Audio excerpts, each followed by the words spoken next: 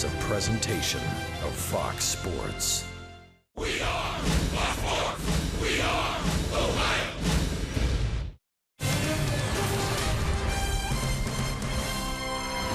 With the All-Star break in the rear-view mirror, the Reds will open up the so-called second half at home as the Brew Crew comes a-calling for a three-game weekend set. It's a gorgeous night for baseball at GABP on Fox Sports Ohio. And hi again, everyone, alongside the Cowboy, Jeff Brantley. I'm Jim Day. Thanks for joining us for Reds baseball. The All-Star game, you look back at it, and it's always exciting to see someone in a Reds uniform. Well, this time, there were two guys in a Reds uniform. Adam Duvall making his first appearance, Jay Bruce his third, and for Duvall, it had to mean a lot to have Bruce there as well. Yeah, I think so, Jim. I think any time that it's your first time in an All-Star game and you're looking around the room wondering, okay, do I really belong here? Well, I think Adam Duvall handled himself quite well, especially in the home run derby and especially in the ball game. And a lot of that comes from this guy, Jay Bruce. Every veteran has something to tell the young guys. Just soak it in, take it easy, and enjoy everything about the moment. Well, we'll be talking about the All-Star game and that home run derby coming up. But in tonight's game, the Reds will give the ball to the guy that was supposed to be the opening day starter, that being Anthony DeSclafani. Injury set him back, but I know you're mighty impressed with this righty. I really am, Jim. And the reason I'm impressed is because I see progress from last year, and I see determination, especially from the pitching performance that we see each and every time out there. Last year, I don't think Anthony DeSclafani got to finish the season the way that he wanted to. Right now, he's pitching with a vengeance, not only with the fastball in the strike zone. We know he's got that hard sinking fastball, but the breaking ball and the changeup, and now the curveball to go with it, has really put him over the top. Matt Garza will face DeSclafani tonight. First time the Reds will see him this season, but over the last two seasons, it's the tale of two pitchers. 2014 good, 2015 not so much. Yeah, I think if you're the Brewers, you're thinking, okay, we'd like to trade this guy, but he's got to have better numbers than what you see on the slot on the 2015 side. He's got to get back to that 2014 numbers in order for them to be able to trade him. If he's going to start pitching better, he better start quickly. Anthony DeSclafani will start tonight's game coming out of the break. How about that second half rotation? Jeff Piccoro has more on that as well as Cowboy further breaking down DeSclafani. Stay with us. Reds and Brewers on the way.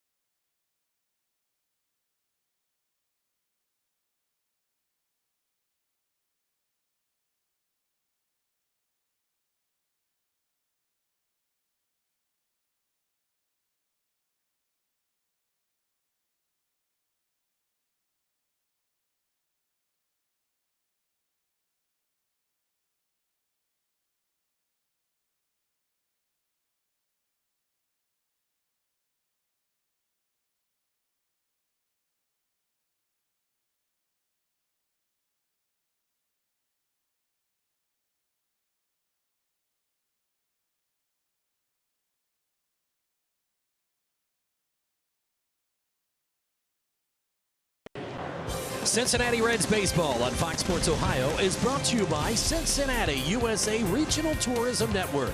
Stay close to CincinnatiUSA.com.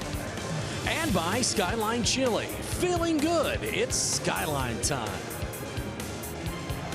Disco's on the mound tonight. Hopefully we can get a win against the Brewers. Our first game home in a while. Temperatures will be falling out of the 80s into the 70s. We will have a couple showers and thunderstorms around, but hopefully we can get the game in. Let's go Reds.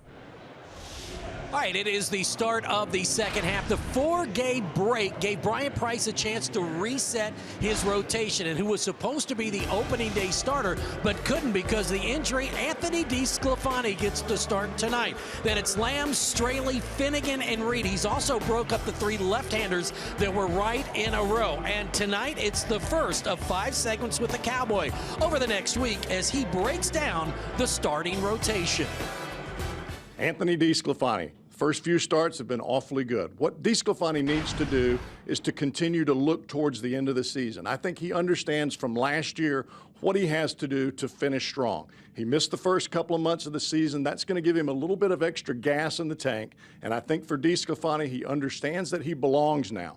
Main pitch, that fastball. He has fastball location. If he continues to move that ball around in the bottom of the strike zone, it's going to make his slider and his changeup even that much better. If DeSclafani continues to be aggressive, as we know and what we've seen, he's going to finish up really strong. All right, that's a nice thumbnail from the Cowboy. And, of course, DeSclafani 1-1 with a .257 earned run average and 3 appearances and 2 starts versus the Brewers. Up next, it's game 1 of 3, the Reds and the Brew Crew.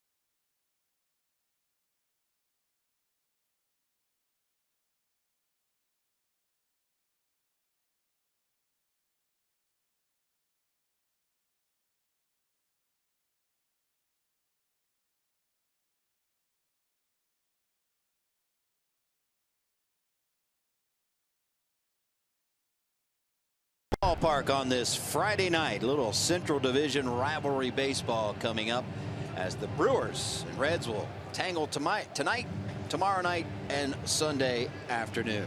Anthony DeSclafani, we were supposed to see him on opening day as we talked about Cowboy, and he has shown exactly what the Reds thought of him being their opening day starter. Yeah, I think there's some good and some bad when you have an injury, especially early in the season. And DeSclafani obviously missed a couple of months plus some, but I think what that does is it gives him a little bit of extra juice, if you will, towards the end of the season. And you're already past the All-Star break. There are a lot of pitchers that started in spring training that were just trying to get to the All-Star break and still have a little air underneath their wings.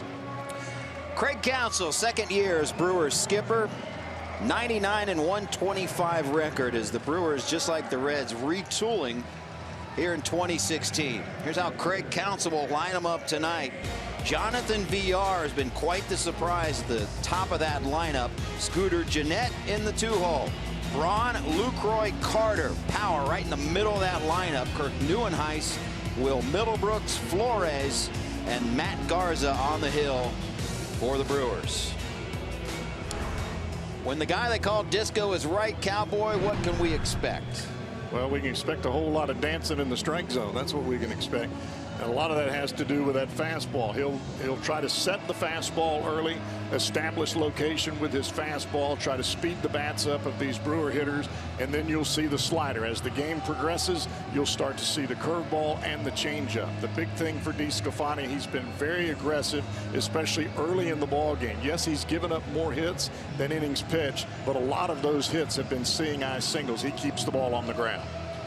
Well, he certainly didn't see a razor over the All-Star break. He's sporting that full beard look as Jonathan Villar will stroll to the plate for these Milwaukee Brewers, who come in with a 38-49 record, 14.5 games back in the Central Division. Villar, switch hitter, will hit from the left-hand side, and he has been quite the story for Milwaukee. Just under 300 average at 298, 6 home runs, 31 runs driven in, and he's leading all of Major League Baseball with 31 steals. First pitch from DeSclafani. Ball 1. And this game is underway. Brian Gorman, the crew chief, calling balls and strikes tonight. Quinn Wolcott at first, Mark Carlson umpiring second base, and Mike DeMuro down at third. Long but foul as Villar put a scare into DeSclafani right off the bat. But as a pitcher would say, just long strike. Just a long, loud strike. Always love that. Pitchers Association has a different language than everyone else. I would say, wow, hit that ball pretty good. You're like, just a long strike. Strike one. Comes the 1-1. Inside 2-1. DeSclafani, as we showed you in the opening, really, really good for the Reds. 3-0, 2.23 ERA. He's behind 3-1 here. He only had one trouble spot in his starts, as Villar goes the other way and opens this game with a base hit.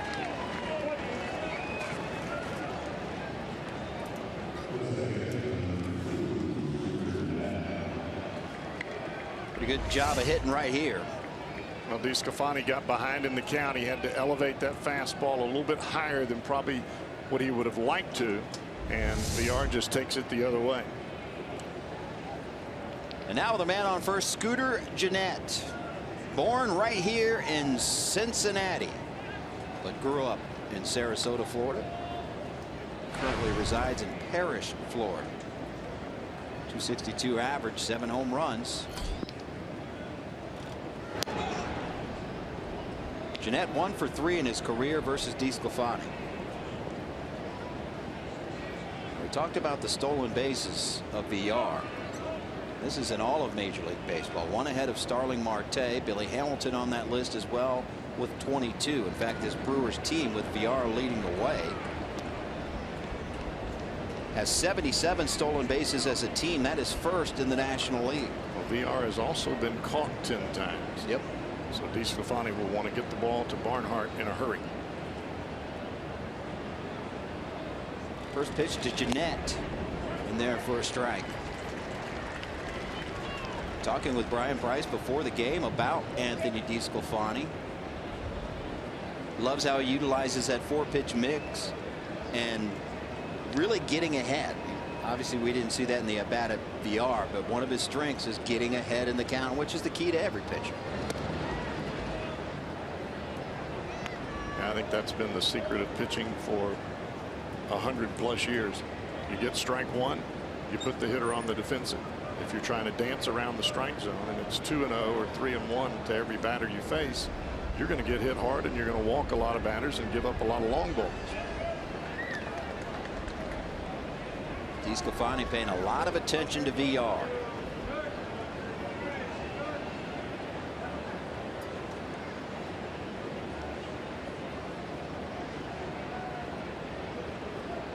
Reds playing Jeanette straight up, pitch out, nothing doing. You know, Jeanette, one of those guys that he likes to pull the ball, especially the fastball.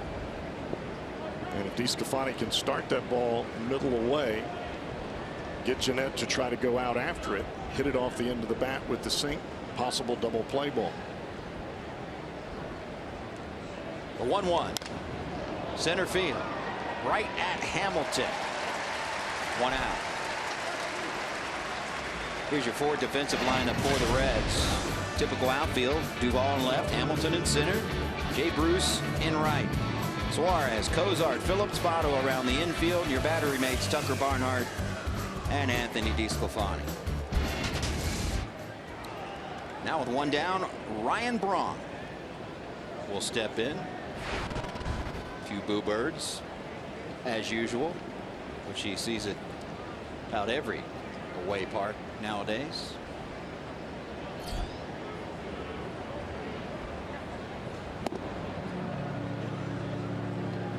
Ryan Braun leading this team in average, .312 hitter, 13 home runs, 44 runs driven in.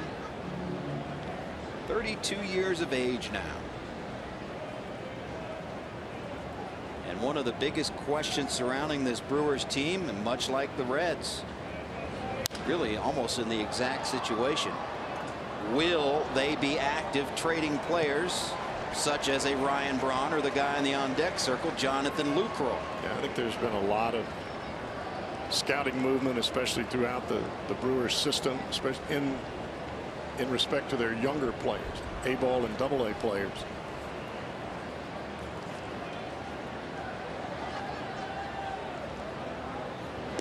We've heard a lot of talk about Jonathan Lucroy, and they've entertained offers for Braun in the past, but you're going to have to take that contract as well. Yeah, when I say active in the minor league scouting department, I'm talking about Brewer scouts going to watch other clubs. Right. 1-1 pitch to Braun. There goes the runner, fouled off. You know, this matchup with Ryan Braun for DeSclafani should work to Anthony's favor.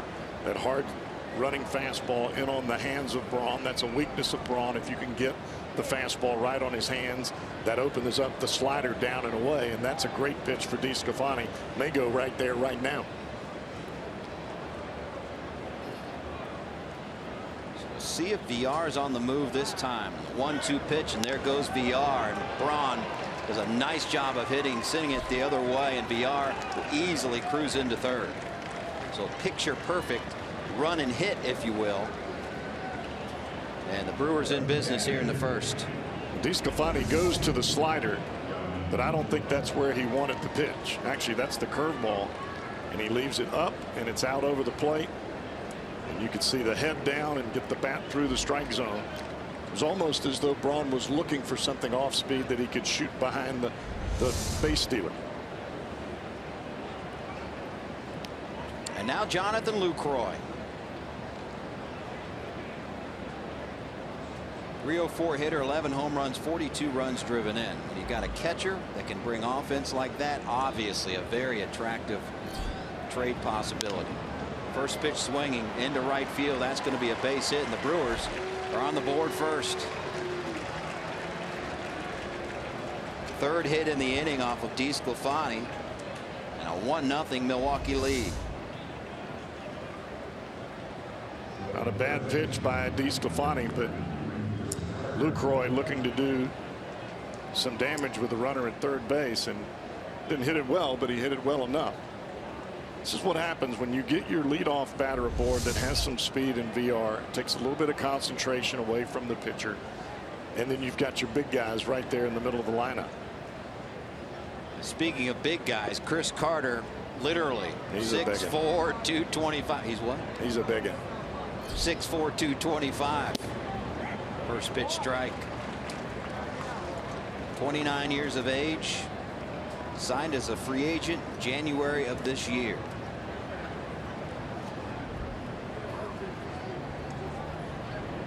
22 home runs lead this Brewers team in 4th in the National League.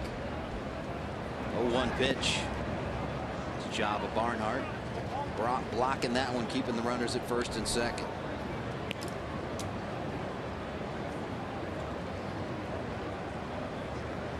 Carter's one of those hit or miss guys. When he's doing damage, over 54% of his hits this season are extra base hits. And when he gets a hold of one, look out.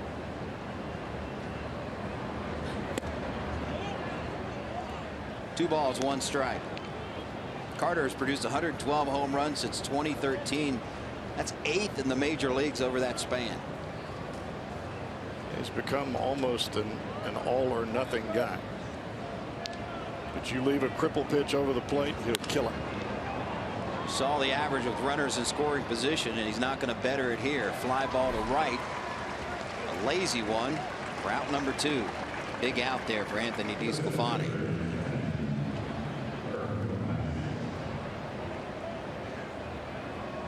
We'll see if DeSclafani can hold the damage to 1. He'll deal with a left-handed batter in Kirk Nieuwenhuis.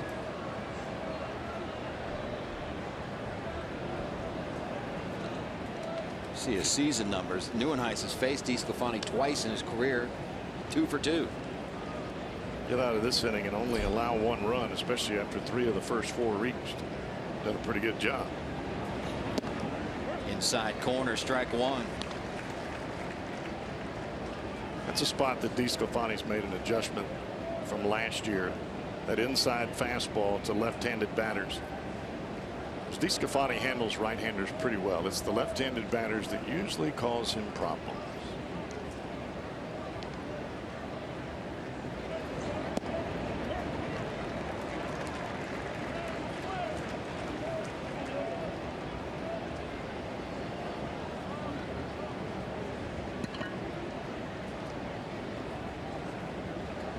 He's ahead 0-2.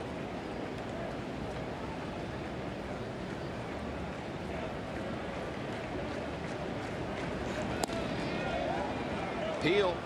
No, says third base umpire Mike DeMuro.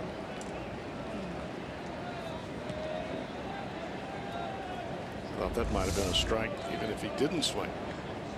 Pretty good pitch right there. There at the knees. Might have been a little low.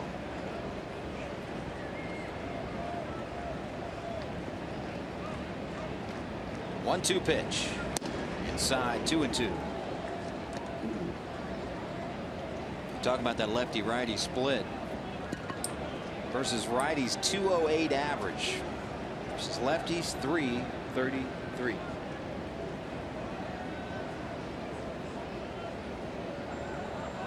Runners take their leads from 1st and 2nd. Now the 2-2 pitch. Strike 3 called.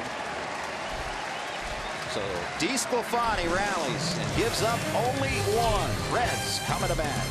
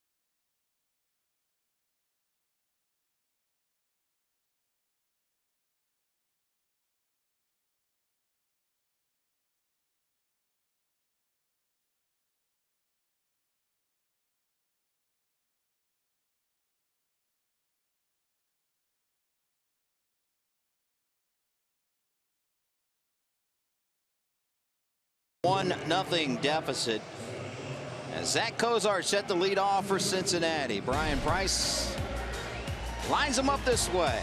Hamilton batting second. 3, 4, and 5 are Votto, Bruce, and Duvall. Brandon Phillips now batting sixth nowadays. Eugenio Suarez at third. Tucker Barnhart behind the plate, and batting ninth and pitching Anthony DeSclafani.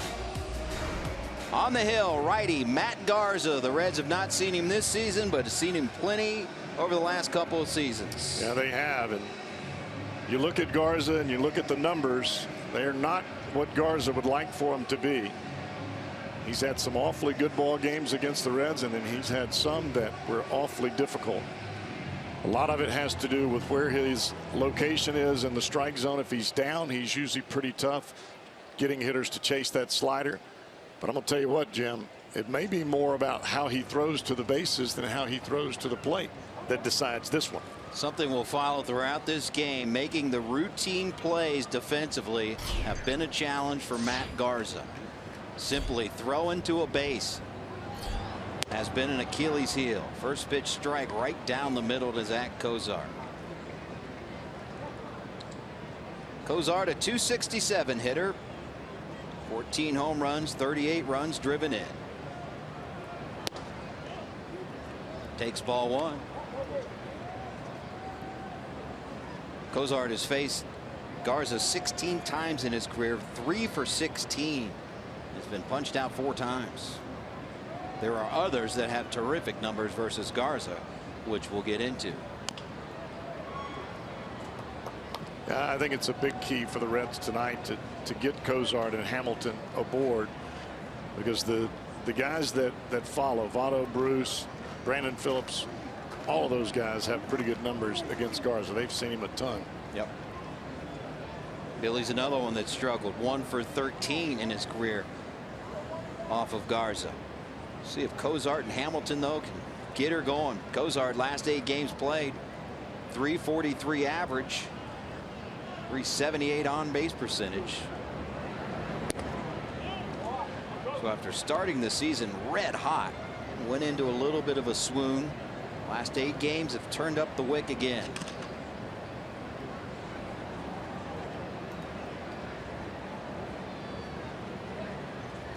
Two-two pitch. Right field. It'll fall. Cozart. Leadoff base hit. You know, there are a lot of times, Jim, we talk about don't bunt the ball right back to the pitcher. Bunt it down the first base line or bunt it down the third base line, as you see a fastball up and out over the plate that Cozart flips into right field. That's what happens when you get behind in the count. You got to come in there. But with Billy, you almost think to yourself, all right, bunt it back to the pitcher. Bunt it right at him or just off to the side where he's got to field it and can't underhand it to first base. Hamilton has done well in the sacrifice bunt category this year. Will they have him try to lay one down here? Indeed. Here's it back, though. Strike one.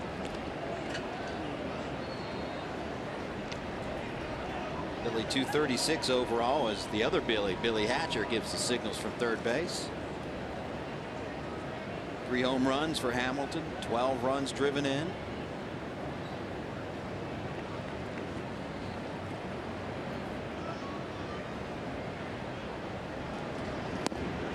Back again, another called strike. That one a little bit liberal on the strike zone, perhaps. Well, he was a little bit tight. This is Brian Gorman, the crew chief. See where these pitches are. Now the second pitch I could probably live with, but that first pitch was off the outside corner. Garza's the benefactor, ahead 0-2.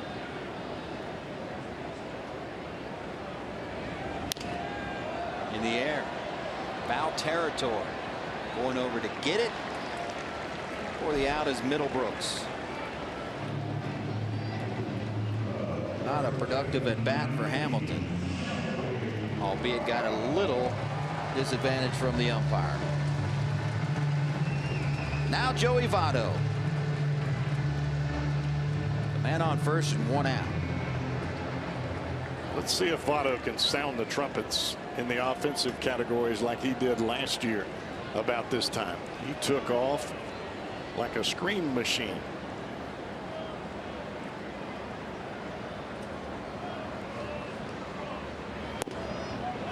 Votto 8 for 28 in his career versus Garza. Does have a home run.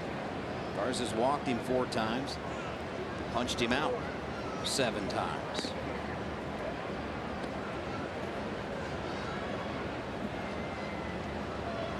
Garza's a 4-pitch mix. Fastball, slider, curveball, and changeup. Which one of those pitches are you most impressed with? Well, his slider is his out pitch, but it's only good if he's able to locate the fastball early in the ball game. 1-0. Ground ball. Could be trouble. Garza gets the pitcher's best friend. 4-6-3 double play. The Brewers lead after 1.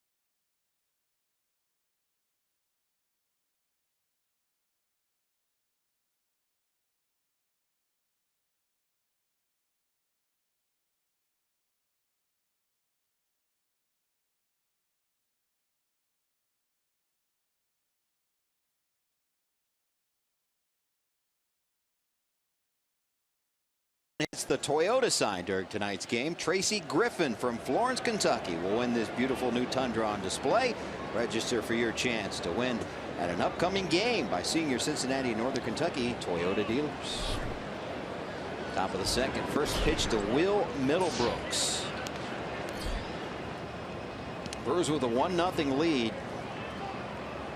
3 singles off of DeSclafani in the first, but pretty good job of damage control by DeSclafani, only giving up that 1. So much promise talked about with Will Middlebrooks when he first got to the big leagues with the Boston Red Sox. Playing third base, was part of that World Series club. And things have just not gone his way since then. Well, they just selected his contract from AAA July 4th. He's appeared in 3 games, 2 starts at third base. And he was a member of that 2013 world champion Red Sox team, and there were a lot of people like you that thought, boy, he's got a really bright future, but he has struggled and continues to struggle, at least in his first at bat. Watch the swing on this curveball. The hips are already gone. Bat is already starting forward before the ball ever gets in the hit zone. And that is what's really caused the downfall of Will Middlebrooks, his inability to either lay off the breaking ball or to be able to foul it off. 1 down. Batting 8th, Ramon Flores at the dish.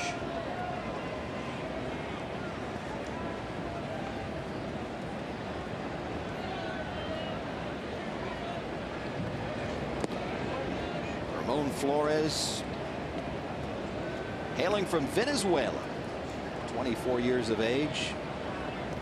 Was acquired from Seattle for infielder Luis Sardinas.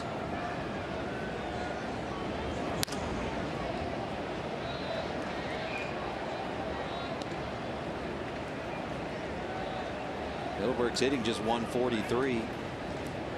Yet to have a home run. No RBIs.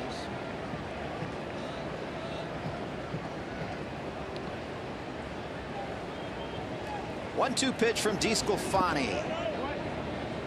2 balls, 2 strikes. Yeah, I think the Brewers were feeling pretty comfortable with Domingo Santana as far as the right field spot.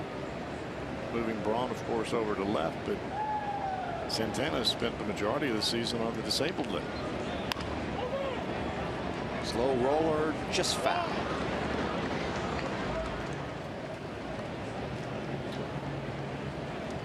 Yeah, Braun now back in left field after 2 seasons in right. And Santana has great power, especially the other way. Yep. We've seen that. Makes some pretty good contact, especially for a younger player. Can't help your team a whole lot if you can't play. 2-2. Swing and a miss. 3 consecutive strikeouts for Anthony DeSclafani.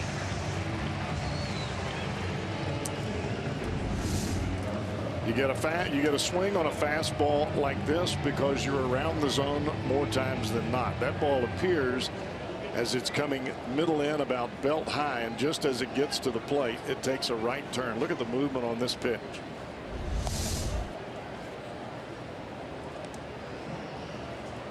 Now DeSclafani against his counterpart Matt Garza. 1 hit on the season in 5 games.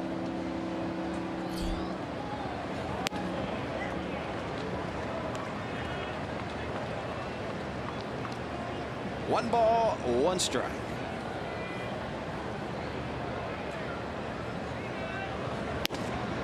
Outside corner, 1-2.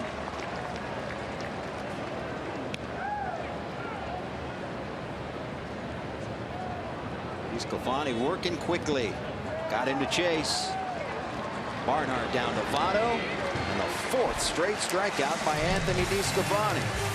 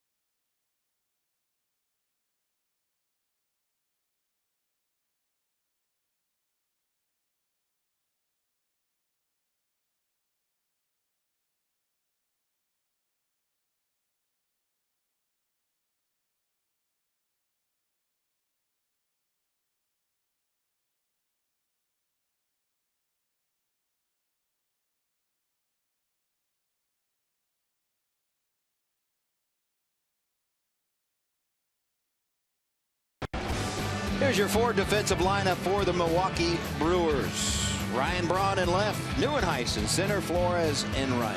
Will Middlebrooks man in third base, Jonathan Villard short, Scooter Gennett at second, Chris Carter at first, and the battery mates of Jonathan Lucroy and Matt Garza.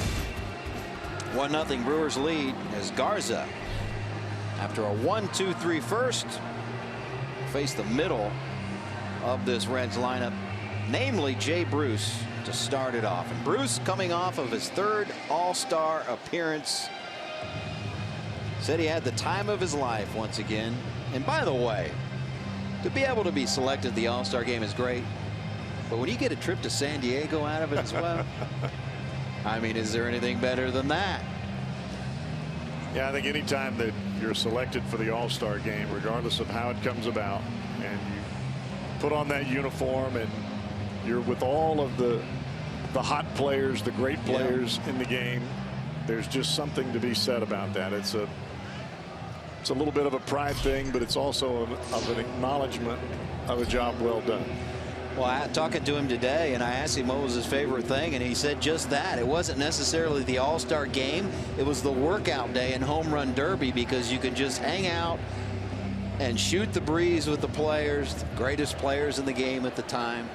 And third time around, he said, hey, it was just like the first 2 times. It was like I was there for the first time. It was like a little kid out there, and enjoyed everything about it, even though went hitless in the game.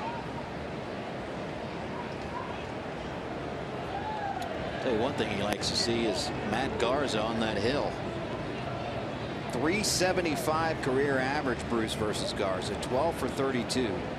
3 home runs, 4 doubles, 9 RBIs.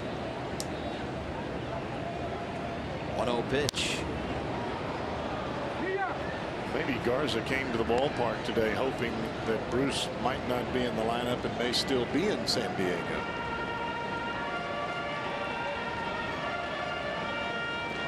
Mid-at-bat shift here by the Brewers.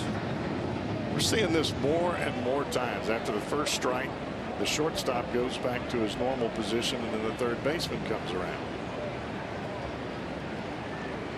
1-1. Jeff Piquero downstairs. You got more on Jay Bruce? Yeah, obviously he goes to his 3rd All-Star game this year. Was so excited to go as he was selected, as was Adam Duvall. And of course, these 2 guys were so happy before the game. They got the plaque. Was presented by the Reds. We got more about that in just a second, Jim. 2-1 pitch, fouls it back. There it is before the game, presented to them by Dick Williams. Plaques from the Reds. That's a great, he said, it was a great honor. And he said one of the most fun things that he did the whole time, besides being in the parade with his wife and his son, was to watch Adam Duvall in the home run derby. So that was a big treat for him, and he kind of showed him the ropes. His 3rd time, Duvall's 1st time going to the All-Star game. Hopefully many, many more. Well, it's kind of cool to see Jay Bruce take the Gatorade and the towel out to Duvall in the middle of that home run derby. Fouls another one off. It's almost like the big brother. Yeah. You've been there. You've got to experience it as Jay did the first couple of times, but you never forget your first. And with Duvall having been there and now in the home run derby, I'm sure Bruce had a lot to do with kind of tempering the emotions of Adam Duvall and just helping him soak it all in, because it seems like that game and that week just goes by so fast because there's so much going on as a player. 2-2 pitch to Bruce. Hold the string on him. 74 mile per hour on the gun. First strikeout for Garza. Slow curveball by Garza. You see the ball come out of the top and just drops it right on the outside corner. It was not the break that fooled Bruce. It was the speed of the pitch. And now All-Star Adam Duvall.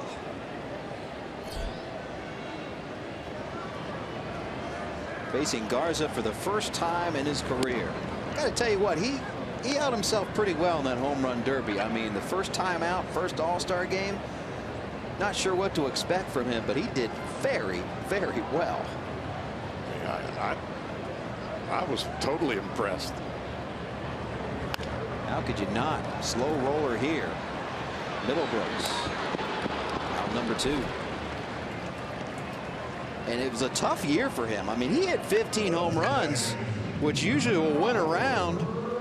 And Frazier came up and bettered it.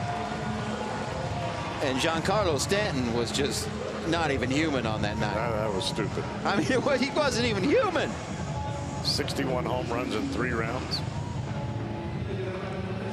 It was crazy. And talking to Duvall about that, he said just watching him was almost, he said it was not fair that he was hitting the ball so far. I mean, all of them were so far. Now, granted, I would think that those baseballs might have been a little juiced up at the All-Star game. Well, even if they were, let's just say that they were juiced for everybody. Absolutely. And I didn't see anybody else besides Trumbo that hit the ball off the scoreboard. No, and to back that up, he had the 10 longest home runs of the night. So everyone hitting with the same baseball, but man, they were just majestic bombs. I just thought that the way that Duvall handled himself, and as far as going against the hometown guy in Will Myers in the first round, I was impressed. I mean, that's a tough thing to do for a kid. I thought it was also cool he was using that gold bat from Louisville Slugger, and he said he got everyone in the home run derby to sign that. So that'll be a keepsake for many, many years to come. 2-1 pitch to Brandon Phillips, is riding a 5-game hitting streak. That's the one part about going to the All-Star game, or like the All-Star tour to Japan. Guys understand that it's the first time. It's about having something to remember your trip by. Yeah. And everybody's willing to sign autographs. It doesn't matter if it's Hank Aaron or Barry Bonds or Cal Ripken. Right. I mean, everybody just signs them up and you go along. You don't think about it at the time, but 20 years out of the game, you look back and you think, oh, that's a pretty cool bat right there. Ground ball backhanded by Carter. He'll take it himself. 6 up, 6 down. No problem for Matt Garza. To the third we go.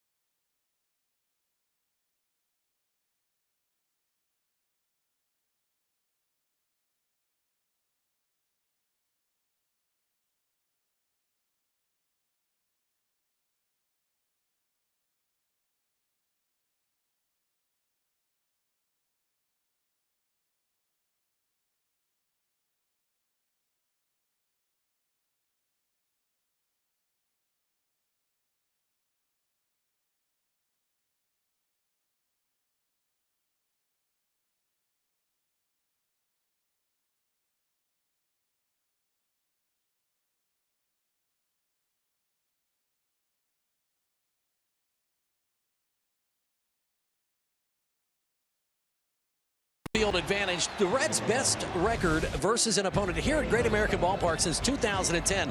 The Reds start this so-called second half against the Brewers and the Braves. Just so happens the Reds have their best record against those two. A .650 win percentage against the Braves and .638 against these Brewers. 37 and 21 versus the Brewers since 2010. So guys, you would expect them to make up some ground here at the start of the second half. Well, they're certainly hoping so. They split a 4-game set earlier this season with the Brewers. I'd love to at least take 2 out of 3, but right now trying to fight off a 1-0 deficit and back to the top of the order for Anthony DeSclafani. And Jonathan Villar led off this game with a single and scored on Jonathan Lucroy's RBI single. And I think with most clubs in most years, it's about wins and losses. That's what really defines your team. But in a position that the Brewers and the Reds find themselves in this year, it's about energy. It's about improvement from your younger players and learning things as they move along. Like a guy like Duvall, some of these younger pitchers, now that they're here and just about everyone is healthy, I think improvement is what you're really locked in on, and adjustments as the season goes along, especially here in the second half. Because if you don't see that, that's a major problem. That is literally, and I know you weren't in the media session with Bryan Price today, but that's literally almost verbatim what he talked about. He talked about the very thing, that we're in a situation where obviously we're very far out of the playoff race, but we need to be more consistent. We have to see growth in the little things, see growth in players, see players improving as far as pitchers go. We have to keep the walks down, less home runs, less errors, be a better defensive team. All these things we need to see improvement upon. You've also got to see your veteran players take things to another level in order to lead these younger players. Yep. 2-2 pitch to VR. Right back to Disco. And 1 out. Follow Cincinnati Reds baseball live with the MLB.com @bat app. Stay up to the moment at any moment with game day, live video, highlights, StatCast, news, and more. Download MLB.com @bat, the #1 app for live baseball on your phone and tablet. I am locked into that bad boy all the time on my phone. I got to tell you what, and I'm not trying to pump up MLB here because I'm doing an MLB broadcast. That app is truly one of the best apps going, sports or non-sports. If you're a baseball fan, you can find out as much information as you'd like to have, and even information that you may not want to have. Yep. It's full of it. Scooter Gennett, ground ball backhanded by Phillips. 2 outs.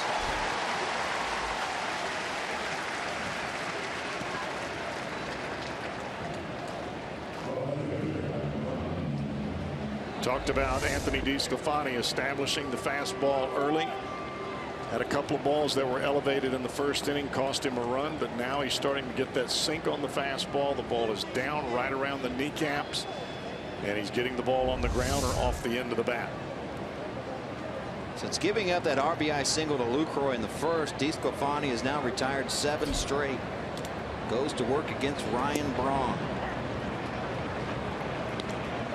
You know, there's a sense that you get from watching DeSclafani. You get this from a lot of the better pitchers around the game. That first pitch fastball down and away, he hits the outside corner and jumps ahead 0-1. How many hitters really want to go up there and swing at a pitch that's on the outside corner, that's right at the bottom of the kneecaps on the first pitch? Nobody wants to hit that. Right. But if you can make that pitch, all of a sudden the hitter's on the defense. Well, Braun was none too happy with that first strike call. But now he's ahead 2-1. Hitters count.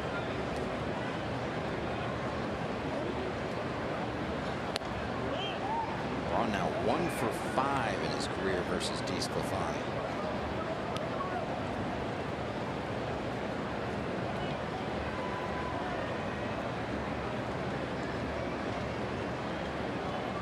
Ryan Braun declining as the season goes on. Suarez completes a 1-2-3 inning for Anthony DeSclafani. 8 straight retired.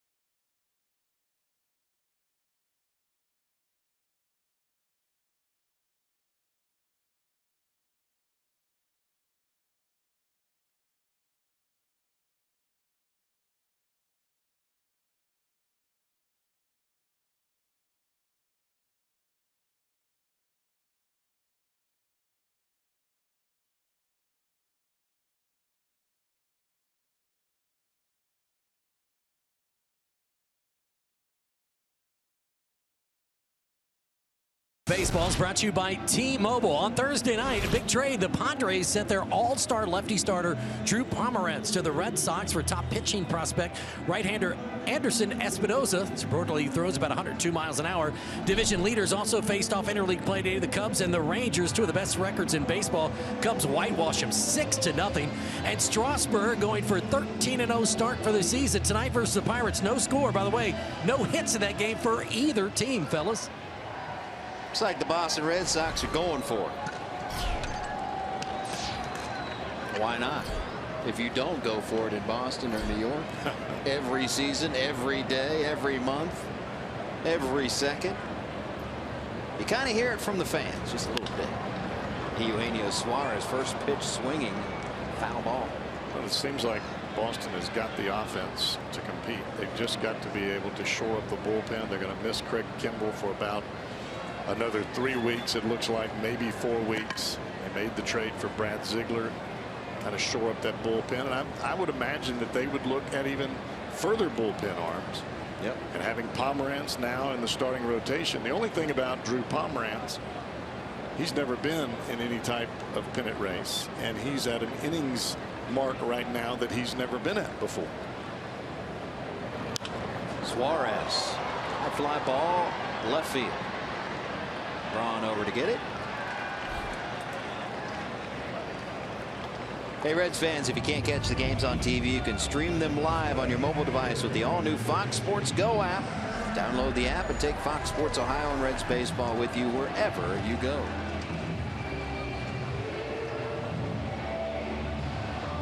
Now Tucker Barnhart, who's probably one guy that didn't want to see the All-Star break coming, although catchers need the rest.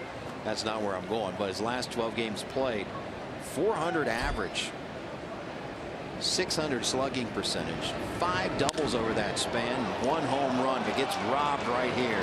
Brewers had him played perfectly. Hard hit ball. Well, right now Tucker Barnhart's got an awfully good swing path going. And you see a lot of catchers as the season goes on, especially at the middle to the end of August, getting into the early part of September. Those legs really start to get heavy, and it causes you to be a little bit slower with the bat. Right now, Barnhart right on cue.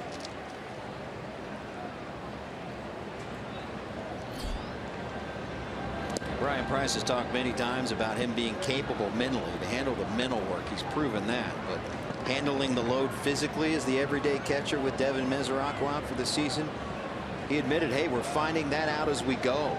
Can he catch 120, 125 games in a season at the major league level? And a rough patch offensively, a down month, and really swinging the ball, swinging the bat well. And when you get the bonus of offense with a defensive-minded catcher first, you're in business. And hitting 8th is not easy. Anthony DeSclafani's second hit of the season for Anthony. Came in 1 for 10. Make that 2 for 11. I think DeSclafani was even surprised that he got a hit there. Hit it right on the barrel of the bat. Hits it right through the left side as he hits the ball, and he sees it start to go through. Hey, I better take off. Well, he's the one that snapped that monstrous hitless streak by Reds pitchers. And when he did that, it was also an RBI hit. As you look from behind the plate, beautiful Great American Ballpark, I'll tell you what, it's turned into a great night for baseball. Had a thunderstorm mid-afternoon, came through here quickly, got out. Now a very pleasant night as Cozart rips into one but foul.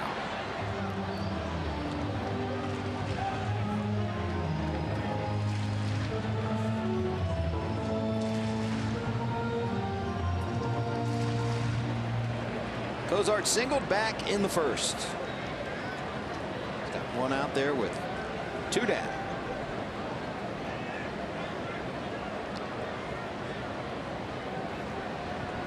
A 1 pitch. 1-1. You and I were talking about the trade of Drew Pomeranz, and this is part of what we'll talk about as we get up to the trade deadline, and it'll come faster than you know it. I mean, it's just a couple of weeks away. Ground ball. VR has it. He'll go the short route. Talk about that later.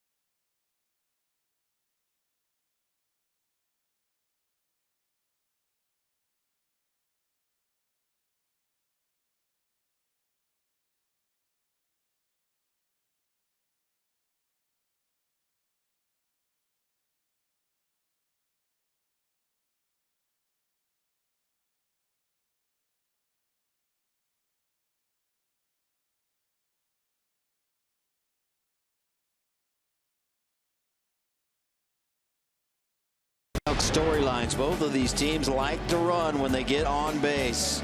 Stolen bases break down.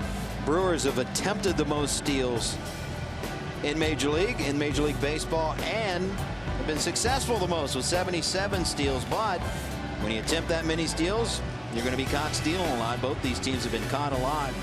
First and second and caught stealing. And those two guys leading the way. Jonathan VR leading all of baseball.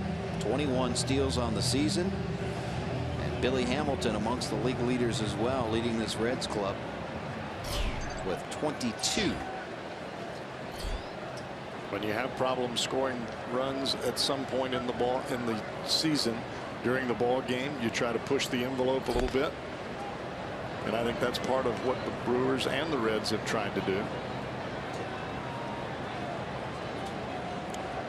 And Jonathan Lucroy to lead off the fourth for the Brewers. 30 years of age now is Jonathan Lucroy. Born in Florida, lives in Lafayette, Louisiana. Well, there's been a whole lot of talk about Lucroy going to the Texas Rangers, and that has been out there seemingly from spring training until now. Shoots one just foul down the right field line.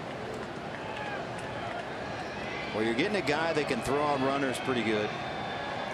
Seemingly, it's a good backstop back there, and one of the best offensive catchers in baseball. Guy that finished fourth in the MVP voting in 2014. But I would imagine that the Brewers are asking a lot for Lucroy, as most would expect. 1-2 pitch. And if I'm not mistaken, he's a free agent after the 2017 season. So if you are Texas and you are going to give up a lot for him, you want it to put you over the top. Yeah. And it's not as though Texas suffers from offense. No. We saw that firsthand.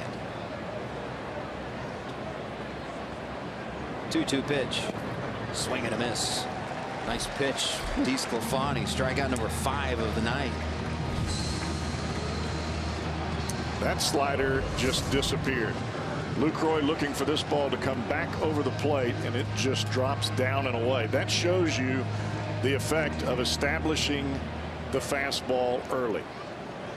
If you're a hitter and you're looking for that as a fastball to come back to the outside corner, and it makes that kind of movement, I mean, you could forget about it. Well, he likes throwing those off-speed pitches with 2 strikes this season, albeit a shorter sample size than other guys that have been pitching all season. He's throwing an off-speed pitch just under 57% of the time with 2 strikes.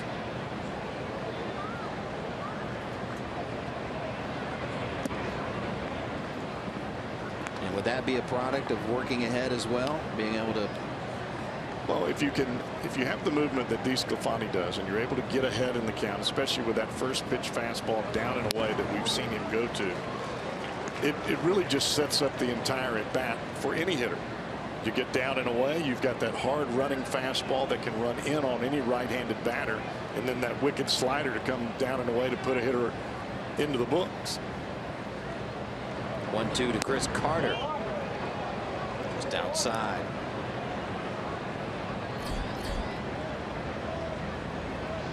Kirk Nieuwenhuis standing on deck.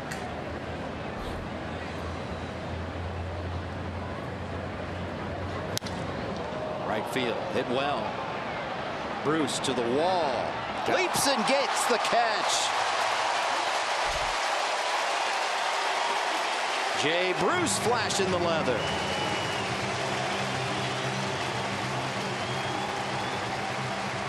Put a star by that one.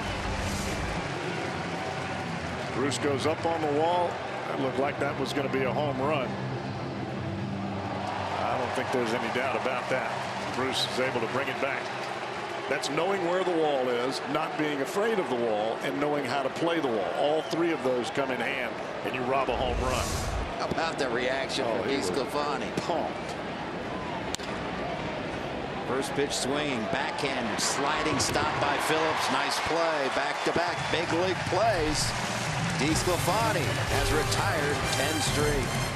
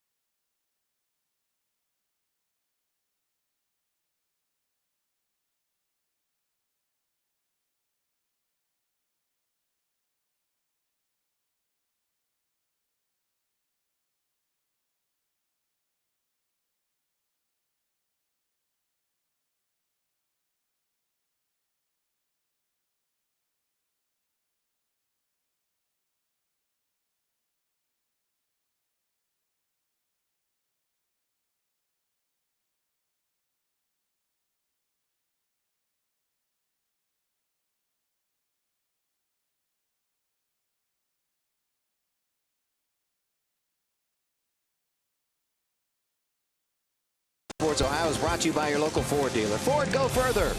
And by Cincinnati Children's, changing the outcome together. 1-0 Brewers lead. Billy Hamilton steps in. He's the focus of our IGS, bringing the energy. And these numbers jump out at you. Look at him against the National League Central. Over a 300 hitter versus the rest of Major League Baseball, under 200. And those pop out at you, obviously in a good way, and it could be very good sign for the future, could it not? Yeah, you look at Hamilton and you see the repetition of the pitchers that you see in the National League Central, and you look at those numbers, and it makes you feel good on the spot, simply because the more he sees a pitcher, the better he's done. And that's really what you would like from your young players as they come up. The more they see an opponent, the better off and the better that they feel at the plate. But that first time that Hamilton has seen a pitcher has been a little rough. Look out.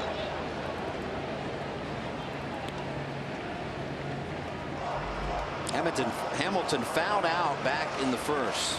And for his first hit after the All-Star break.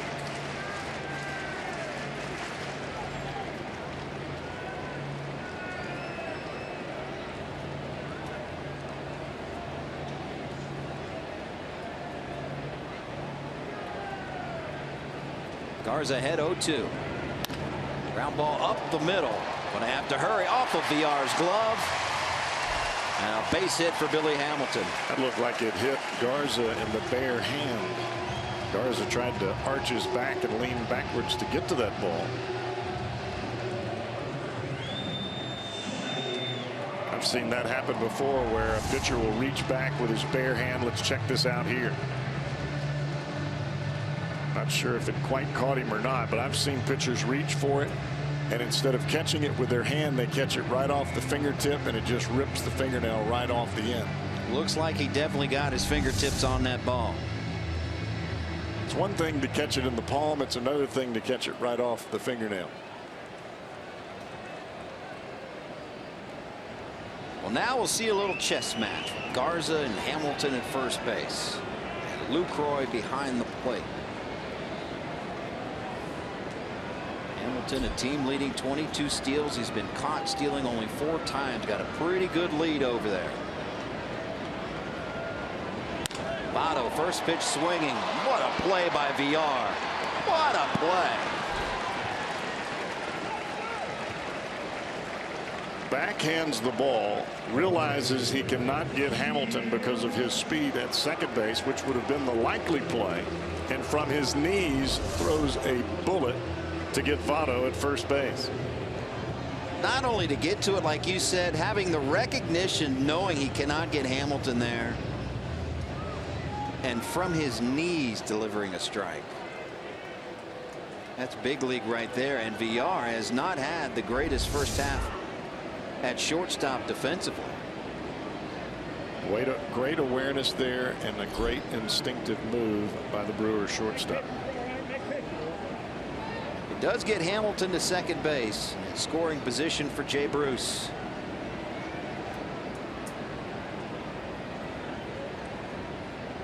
Hamilton dancing around out there. First pitch swing and a miss by Jay Bruce. Talk to those that cover the Brewers, and they say Villar makes too many sloppy errors. But certainly not on that last play.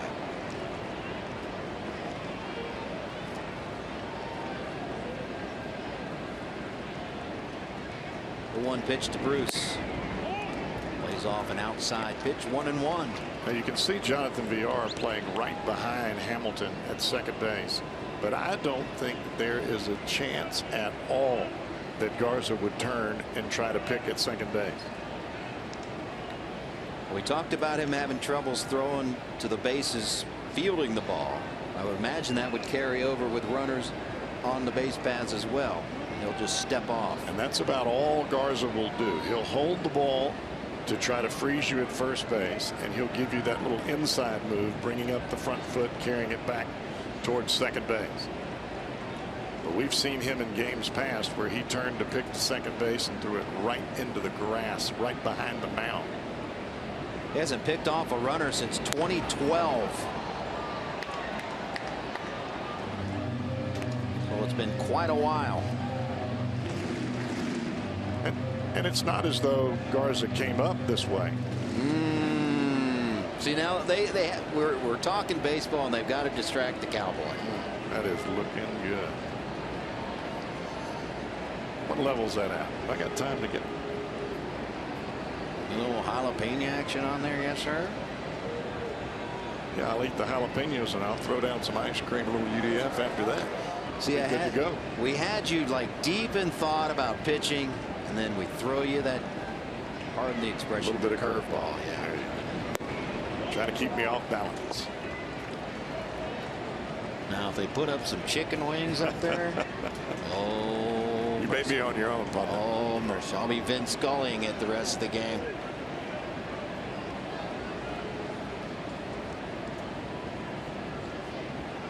meaning that I would be calling the game by myself. I am not comparing myself to perhaps the greatest of all time. Not even in the same stratosphere. 2 balls, 2 strikes to Jay Bruce. Laid off just inside. 3-2 and a base open. We'll see what Garza has in store here. Be interesting to see where Middlebrooks will play here, especially with Hamilton at second base.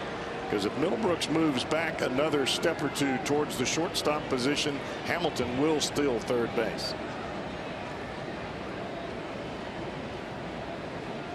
First 3-ball count of the game for Garza. Here comes the 3-2. Bounced it. Now first and second. 1 out. First walk of the game for Garza. Make your reservation today for the Norcom Super Suite at Great American Ballpark. The suite features an all-inclusive food and beverage package, 5-panel TVs, and luxury furnishings. For additional information, call 513-765-7600 or visit reds.com/groups. Yeah, Garza tried to throw Bruce that slow curveball that he struck him out on in the first at bat. Tried to throw it 3-2, and it looked like he tried to aim it a little bit, held on to it way too long, and bounces it in front of home plate.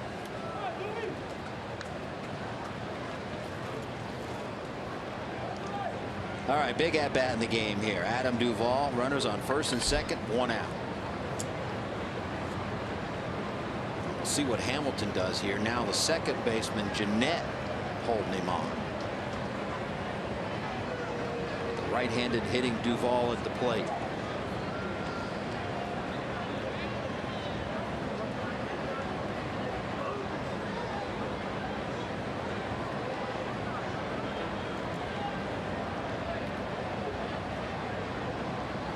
Billy getting a good lead at second base, dancing around, driving Garza nuts.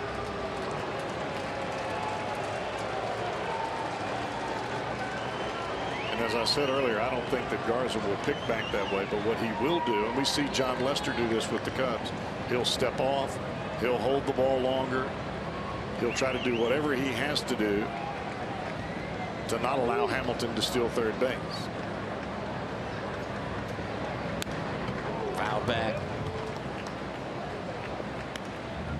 He's got a good catcher behind the plate throwing out runners. 40 stolen bases against Lucroy and 23 caught stealing, so pretty good percentage for Lucroy. Well, if Hamilton can pick the right pitch, as in a curveball or a slider that's down in the strike zone, and he gets that walking lead as we saw in his last lead, he will have no problem getting to third. Now, if it's a fastball that's up and Duvall has to take it, that gives Lucroy a better shot at throwing a strike to third base.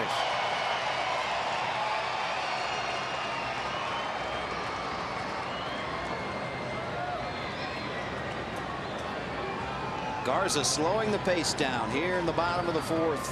2 on, 1 out. Ground ball to third.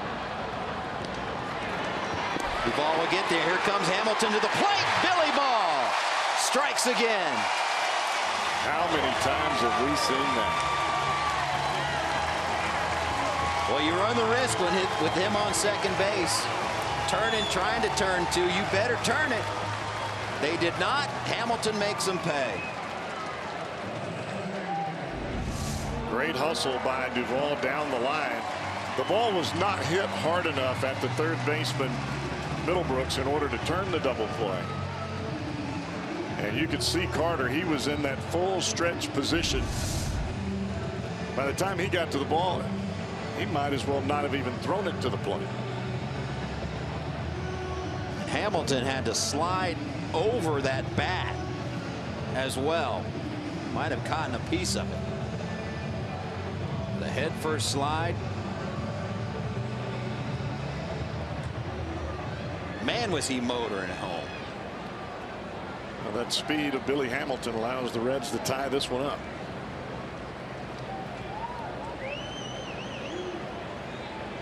Two outs. Runner at first. Brandon Phillips. Grounded out to the first baseman, first time up. You know, Jim, even in that replay, and you see Hamilton as he comes to third base on the ground ball, that's not running fast. That's running fast.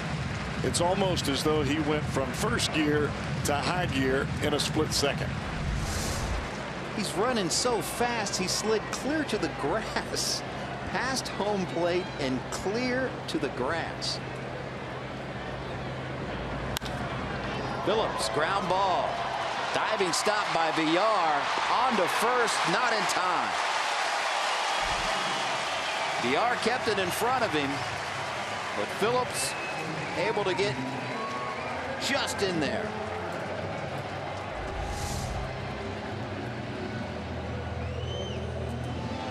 Yeah, I did not think Villar had a play at all, but he still almost got Brandon Phillips at first base. And again, he had no play at second. Awfully close at first.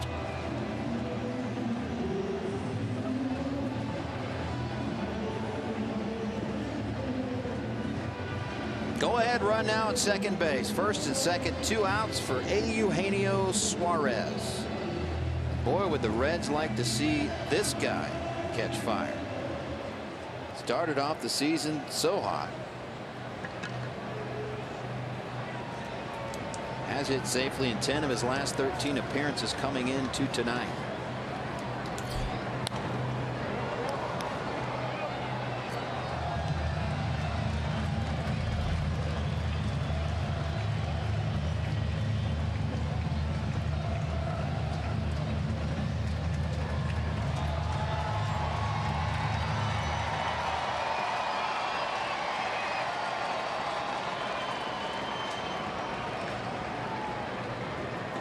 Long look back at second base, and now the 0-1 pitch inside, 1-1.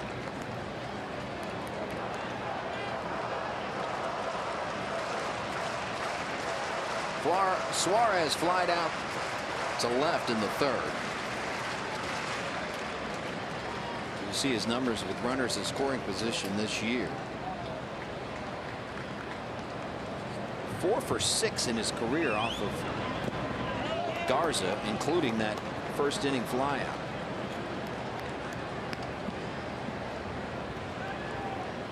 There were players back when I was playing that when they would come to the plate, even with a runner at second, if the runner at second could get the signs of the pitch, they didn't want to know what that pitch was.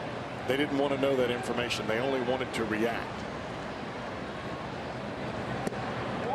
And I think sometimes for a younger player, there's so much information that we have in the game today.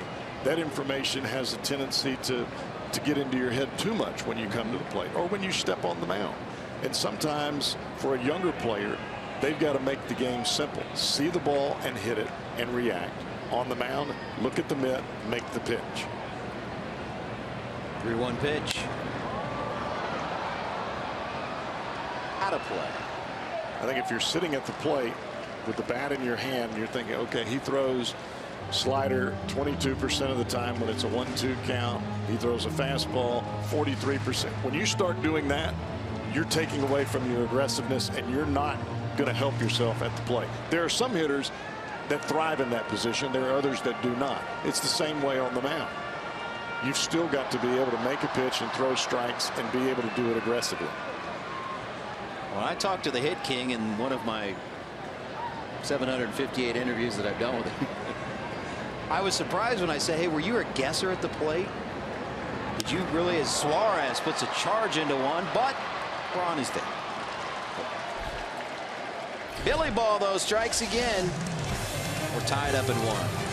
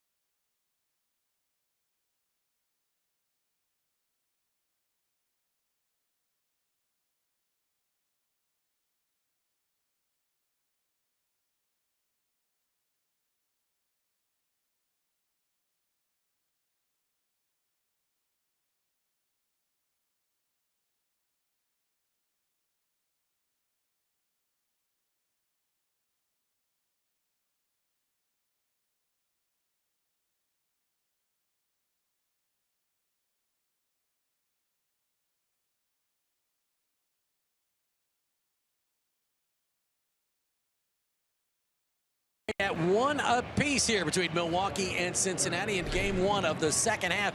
Time now for a Homer Bailey update. He pitched tonight against Indianapolis, and a very nice outing for Homer Bailey. 4 innings pitched, 3 hits, 3 runs. Just one of those was earned. A couple of walks and 5 strikeouts. One of those hits, Francisco Cervelli, the Pirates catcher, who's working his way back off the DL. He threw 67 pitches, 44 strikes for Homer. And in the game, Danny Ortiz stole home against Homer Bailey for the 1 earned run that he did give up, gentlemen. Well, that would not make a very happy Homer. Stealing home on Homer. Brian Price says that it's a day-by-day situation with Homer Bailey as far as him returning to the big club. He will pitch again for AAA Louisville on the 20th. And then they'll reassess from there as Anthony DeSclafani facing Will Middlebrooks here to lead off the 5th. So we'll see with Homer. Working his way back and in the retooling season, a down season. Certainly no reason to rush Homer back. No, and I think it's important that Homer have some big league starts before this season is out, and I feel confident that that's going to happen. But I don't think that there's any reason to push the envelope to try to get him back and say, okay, we want you to make 12 starts in a row. I just think that getting back into competition, getting back at the big league level, being around these other young pitchers, I think it benefits Homer. I think it benefits the young pitchers. I think it benefits the Reds organization. There was no question in spring training who the leader of that pitching staff was from a player standpoint, and there wasn't even a close second. It was Homer Bailey. I want to get back and finish my thought on I brought up Pete Rose, the hit king. The hit king. And I was surprised when I said, hey, were you a guesser? Because he was one of those guys that really followed pitchers. This guy throws this. This guy throws this. Not necessarily the percentages. They didn't have all the numbers at the disposal of the players do now. And he said, no, absolutely not. My philosophy was very simple. See ball, hit ball. He said, sure, I knew tendencies of pitchers, but. And maybe there was an educated expectation of a certain pitch in a certain situation because you faced pitchers enough, and evidently Will Middlebrooks was not educating himself on the slider there as he did in his first at bat. Second time Middlebrooks has missed the ball by a mile. Struck out twice. 6 of them now for DeSclafani. And Pete Rose told the story of Ted Williams coming up to him one day, and he hit him on the, I think it was the hip or something. It was Ted Williams was talking about doing this with your hip and doing this with your shoulder, and Pete's like, how am I supposed to get a hit when I'm up there at the plate thinking about 5 different things of what my body's doing and what I'm doing like this? See ball. That's what I was getting at earlier. There are certain players that have the ability to digest that in their head and with their body as the game moves along. Ted Williams was one of the very few that could break it down on that. And I would think that Joey Votto is that way. I would think that his ability to dissect the pitcher, what he's doing with his hands, I think he knows himself very well at the plate. I think he knows the pitcher probably better than the pitcher knows himself in certain situations. But then there are other guys, they're reactionary. They're not into all of the mental thought and all of that. It clouds their judgment and it paralyzes them. Well, it showed with Pete too, because he was a good bad ball hitter. Hard hit ball up the middle and a base hit for Ramon Flores. So after DeSclafani had retired 12 straight, Flores with a 1-out base hit.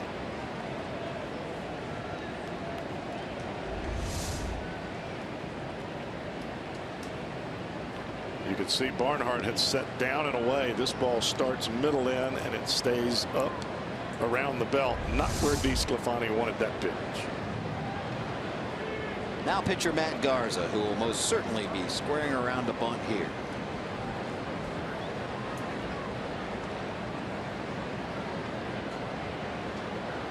In comes Suarez. Garza gets it down. Definitely had a play at second base. In fact, had a chance for a double play. And DeSclafani never looked there. I mean, Flores was barely even halfway to second base. Take a look. You bunt the ball right back to the mound. And you can see Barnhart right away. Not only is he screaming 2-2-2, but Barnhart is pointing that way. But DeSclafani was not looking at the catcher. He was only looking at first base. So we'll see if that comes back to haunt Anthony DeSclafani. That could have been an ending inning double play. Well, that's one of those plays that's instinctive. You catch the ball when you've got a pitcher running. The first thing that you do is you make the move to second base in order to get that double play. If it's not there, you turn and you flip the ball to the first baseman or Brandon Phillips if he's covering. But if you don't make your first move towards second, you're never going to go to second. Well, as a pitcher, when you're coming off the mound when someone bunts, do your instincts also tell you, listen to what my catcher's saying? Well, your instincts should tell you if the ball's bunted hard back to you, you think double play automatically. You don't have to hear anybody say that. But if you're only thinking about catching the ball and getting it out at first base, then you're never going to make that play at second. He gets VR, no problem. Other than escalating that pitch count, which right now is at 75 pitches.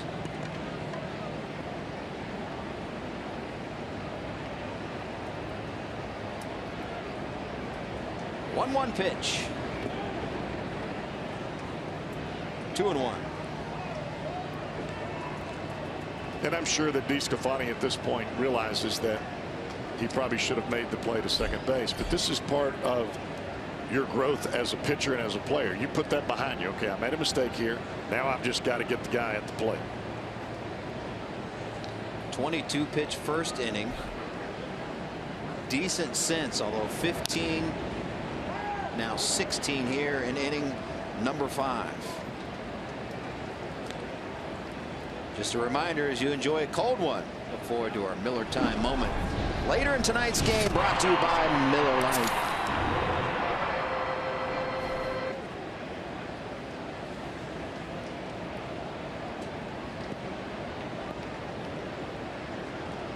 You get VR here, it's just a learning lesson. If he drives in the run, it could cost you the game. Then it stings a little more. 2-2. Slow roller. Hits the bag. You got to get that before it hits the bag, and a run is going to score. Cannot let that ball hit the bag.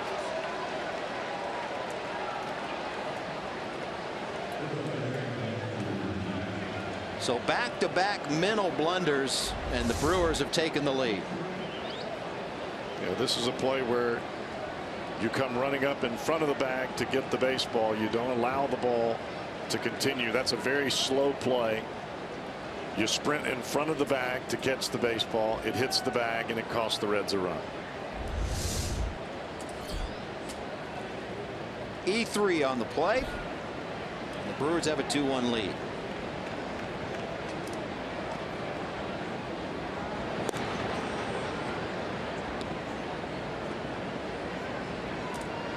So you go back a couple of batters, and at the minimum,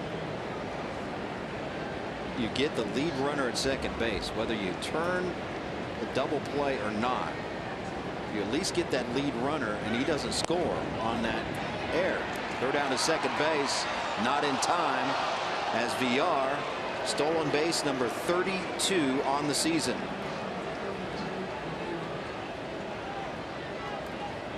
They changed that error to a base hit.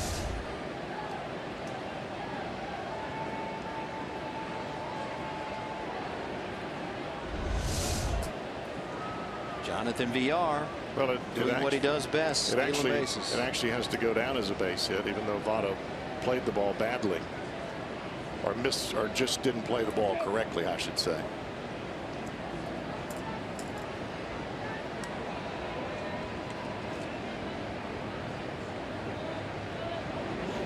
Going to third, throw down, got him.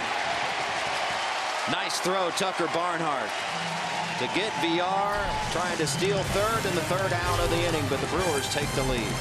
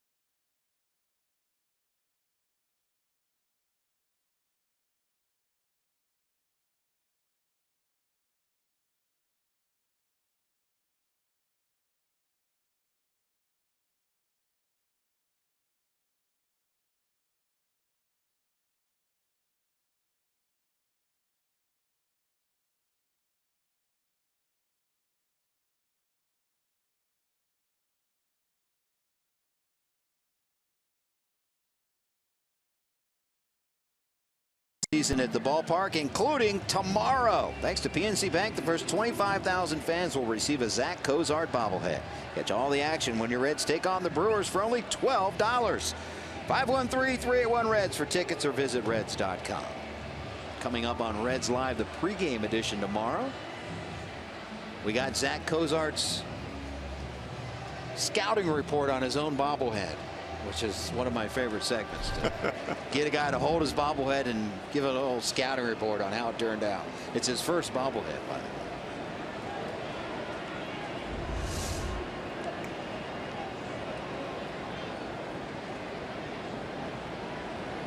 Tucker Barnhart to lead off the fifth for Cincinnati. You saw the beginning and end of Jonathan Villar nailed at third base. Tucker Barnhart doing a nice job cutting down Villar to end the fifth. Get out of it with only one run score. Now, stealing second base, I thought, was a good move by Villar. Stealing third and not knowing you can absolutely make it, bad base running decision. 11th time Villar has been caught stealing this season. Straight away center field. Neuenhuis there. One out.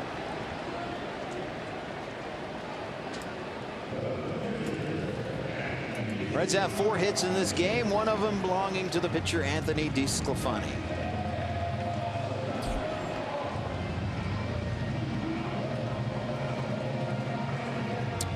Facing Matt Garza, who has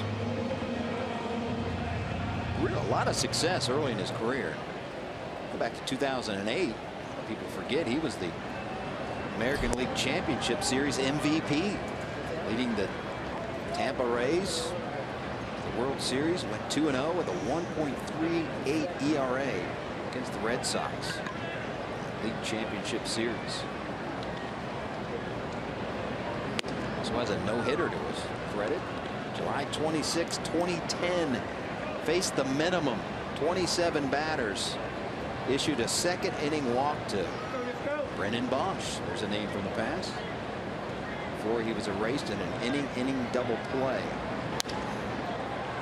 And that was the first no-hitter in the history of the Tampa Bay Rays.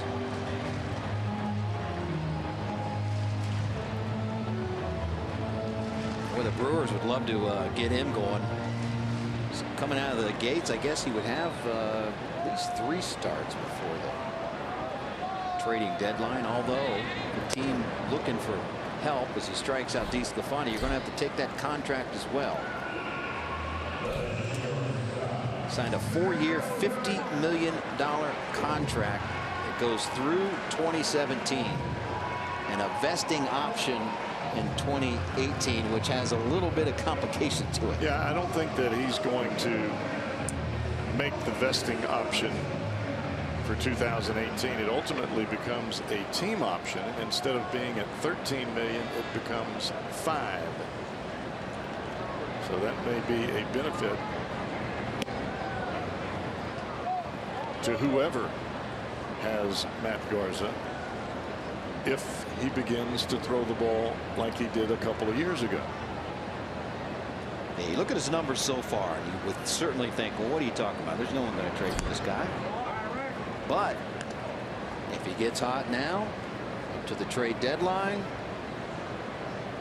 pitching market isn't what people think. Asking too much for the top end guys. Very difficult to add a starting pitcher. That's one of the reasons the Red Sox did what they did with Drew Pomeranz. Yep. Even though Pomeranz may be in uncharted territory as far as his career goes and innings that he's about to accumulate, you've got a young left-handed pitcher that's added a cutter. Things have gone very well for him. Now, they had to give up a pretty good prospect in Espinosa to get him. Yep. But it's what you do. 1-2 pitch to Zach Cozart. Swing and a miss. Back-to-back strikeouts for Garza. 3 on the game, and his Brewers continue to lead by a run.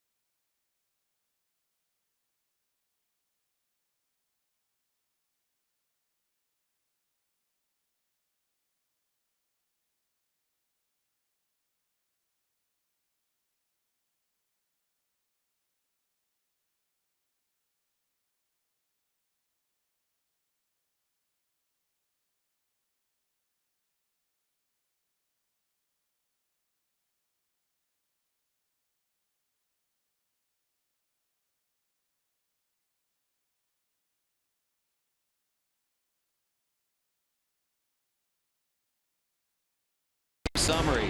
Brewers got on the board in the first. 3 singles off of DeSclafani. Jonathan Lucroy, RBI hit. 1-0 Brewers. Reds tied it up in the 4th. Duvall with the fielder's choice, but Billy Hamilton never stopped running and scored from second base, tying the game up. And then the Reds, a couple of mental lapses. DeSclafani could have got the out at second and perhaps a double play. Goes to first base and paid the price for it when Joey Votto let that happen. Run scored and the Brewers lead 2-1. Your Honda game summary. A couple of mental mistakes that won't go down as errors, but they have allowed the Brewers to take a 2-1 lead. First pitch, a ball to Scooter Gennett as DeSclafani goes into the 6th inning.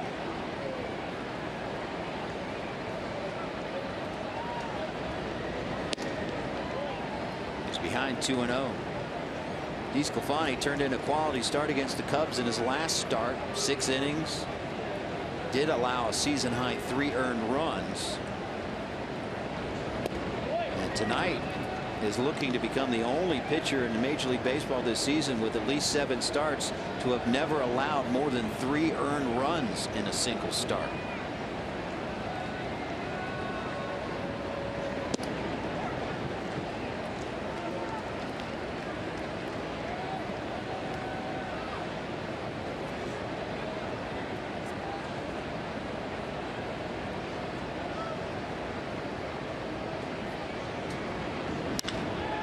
Long one. Forget about it. There's the 3rd earned run. Scooter Gennett takes DeSclafani deep. His 8th home run of the season. And the Brewers push that lead to 2.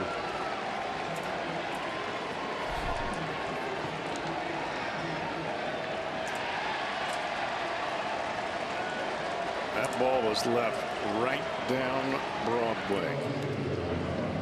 Not where DeSclafani wanted this pitch. He wanted it inside, and it ran right back over the heart of the plate. And that's the tough part about trying to use that comeback fastball on the inside corner to lefties. You want it to run back to the edge, but if it floats back out over the plate, trouble. Braun. Hard hit ball, but right at Suarez. Votto has to back up to handle the throw, but able to maintain it. Route number 1. Scooter Gennett. Ball has a lot of top spin on it. You can see Suarez play it off to the side. He almost had to stab at it. And that happens a lot of times at third base. If you take one false step backwards, that top spin will eat you up. Suarez able to make that play there.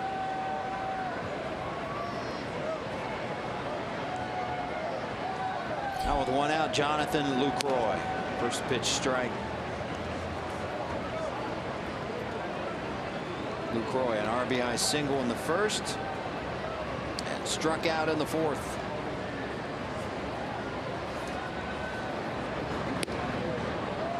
Right on the hands and a swing and a miss.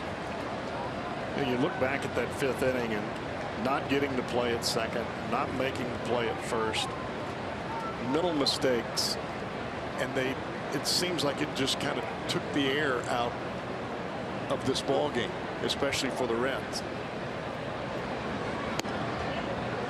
And now if you're Anthony DeSclafani, you got to add a little bit more sense of urgency.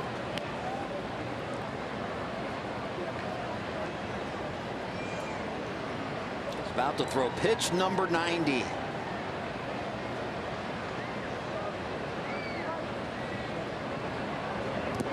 Check swing. And Brian Gorman says, indeed, you went around. 7th strikeout of the night for Anthony.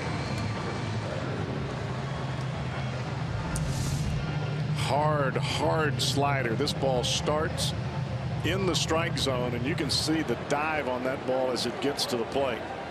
Ball hit the plate just beyond it. That is fooling an awfully good hitter that can drive the ball the other way, and he still got Lucroy out in front. Chris Carter now with 2 outs.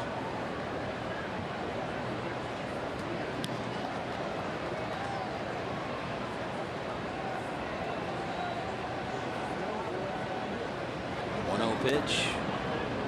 2-0. 228 hitter, 22 home runs, 51 runs driven in. Big first baseman of the Brew Crew. Big cut. Get cheated right there.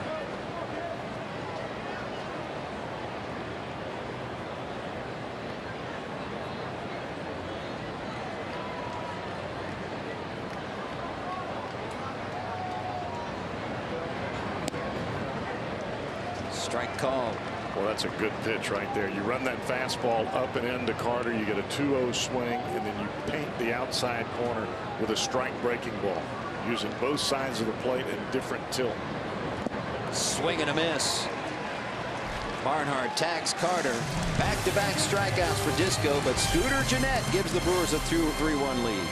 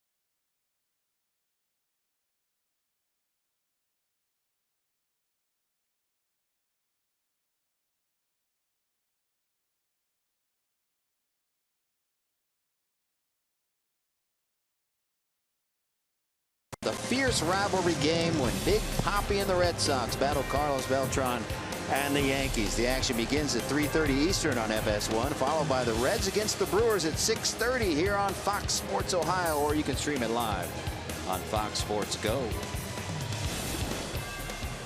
3-1 Brewers as we head to the bottom of the 6th. Reds need a little energy put back into their game, and who better than to start things off than this guy if you need a little energy at the top of your lineup. He's an energy guy. Yes, he is. First pitch swinging, hit well, center field. Neuenhuis at the track and has got it.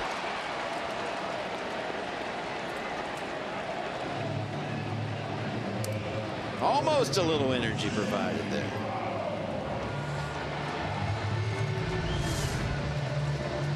Fastball inside. Billy gets underneath it just a bit. And that's a pitch as Hamilton moves along in his career. He's got to forget about trying to drive that ball into right and left center field and take that ball and shoot it right through the left side of the infield.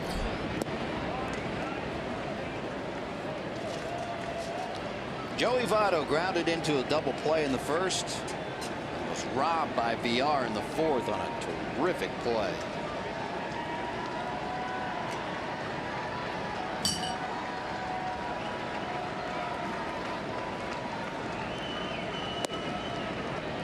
After a mental lapse defensively, you would hope that Votto would want to go up there and make up for it with the bat.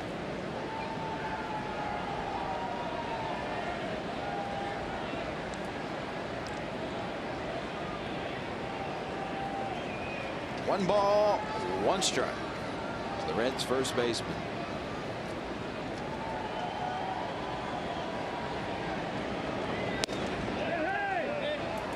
2-1.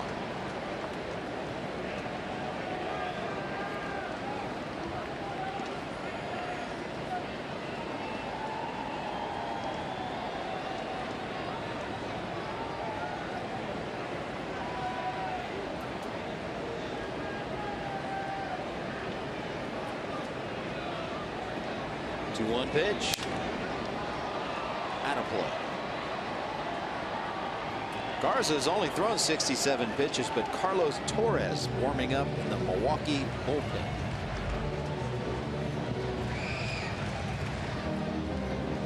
A lot of early contact for Garza.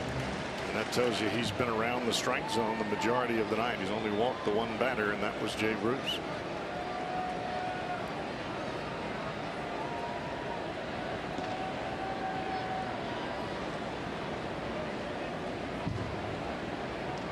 Two. 3-2. Garza's still throwing the ball quite hard. That last pitch at 94 miles an hour.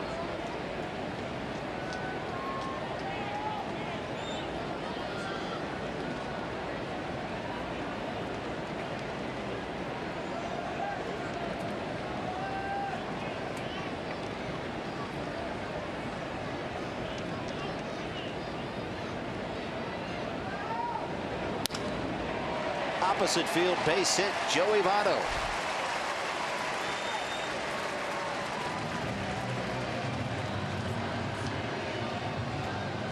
Lucroy Pitch and took it. Lucroy continued to call for the breaking ball and the fastball in, but Garza kept shaking to the fastball or the sinker away, and he leaves the sinker up, and Votto rips it into left field. 3-2 pitch and took it opposite field. I'm sorry to speak over you there, Cowboy. Jay Bruce, fresh off his third All-Star appearance. Jeff Piccaro has more. Yeah, you know, guys, when you go to the All-Star game, you really can't do many fashion statements, but for Jay Bruce, it was his shoes. As you may well know, he is a Nike spokesman, and it's the Swingman brand, which is a Ken Griffey Jr. I'm going to show you a shot of these shoes. Pink and fluorescent green is what he actually wore. He and Josh Donaldson wore those in the All-Star game. That's pretty cool. And I know, Jim Day, you found out something about the socks as well. Well, on the workout day in the Home Run Derby, you notice that everyone was wearing those old school Padres colors, American and National League. And I had noticed as the 0-1 pitch on the way out of play that everyone had the high socks going on. And I thought, wow, that's pretty cool if the team gets together. It was mandatory. There is Everyone had to wear them. Sock deal that Major League Baseball has with stance. So that was by design. And he says that he wears high socks maybe once a year, Bruce. Maybe they were trying to liven up that brown and whatever yellow that was. There's not much you can do with that color brown. Not a good look. But and I asked him about that too, because he had a bag there sitting. He had the jerseys, and he had the full uniform that they gave him. Yeah, you're going to frame that jersey. It's going to be on your wall. Yeah. And if you're Adam Duvall and you never get there again, that's your All-Star jersey. Right. Well, at least the workout day. Yeah. But, and I said, what'd you think about putting that on? In true Jay Bruce fashion, he said, you know what? I would have put on a pink jersey to be in the All-Star game. I would have worn no jersey to be in the All-Star game. So it didn't matter to me. I was proud to wear it.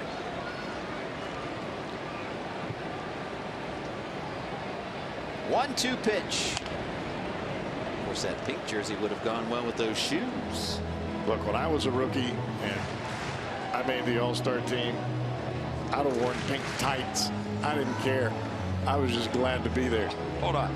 Let me digest that visual for a minute. The cowboy in pink tights. Would you have the cowboy boots on? I was so excited to be in the All-Star game, I didn't care. Oh, if anyone's eating a late dinner, we just ruined it with that visual. I apologize. 1-2 to Bruce. Be looking good, as my partner on the radio side would say. What do you think Marty's doing about now? He's got this series off. He's probably laughing right now. He probably is. Looking good, yeah. Or he would say, how we looking? Not good. 2-2 pitch. Well, we talked about the numbers that Jay Bruce has against Garza career-wise. 3 home runs. And Bruce in a position now with 1 out and a 3-2 pitch from Garza. He might be able to change the board in a hurry with 1 swing of the bat. See what Garza does here. He bounced a 3-2 curveball his last time, very similar to the same pitch he just threw Bruce there. Bruce has 3 home runs in his career versus Garza. Fought it off, stayed alive. Right on the hands. 7 pitch at bat so far. You see where this pitch is. This pitch is not a strike, nor is it going to be a strike. But it appears to be close if you're Jay Bruce. Votto on first, 1 down. Reds trailing by 2. Garza serves him up, and Bruce keeps fouling him off. And he goes in there twice. I imagine he'll come back with a curveball here. Or something off speed. He's gone in hard twice. Not sure that you want to do that for a 3rd time with Bruce at the plate.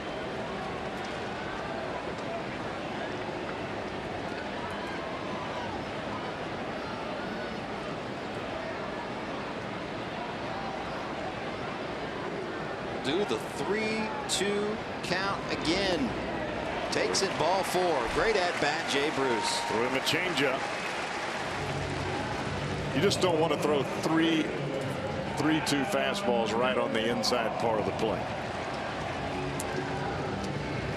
Kroger and the Reds are proud to team up to offer you a great value this season. The Kroger Meal Deal. Check concession stands throughout the ballpark for the Kroger Meal Deal, which includes a hot dog, a bag of chips, 16-ounce Coke, and during this homestand, cheese. Frigo cheese. Make sure you get your Kroger Meal Deal today. All right, now Adam Duvall.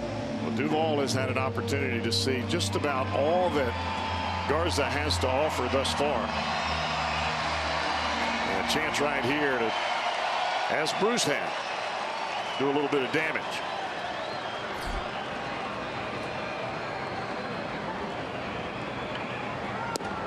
First pitch strike. Ball grounded out to 3rd in the 2nd.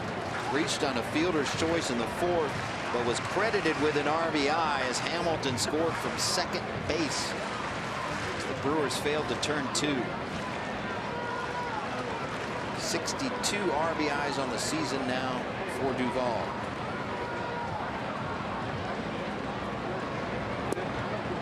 Inside, 1-1.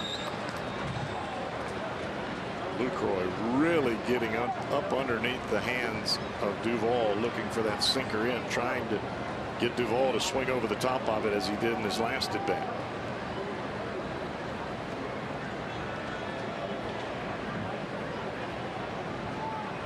It's a curve. 1-1. Duvall gets into it. Off the top of the wall. It is not a home run. Not a home run. Votto scores. Duvall ends up at 2nd and Bruce at 3rd. Reds may look at that one. We'll see. 3rd base umpire Mike DeMuro called it right away. No home run. There you see Brian Price.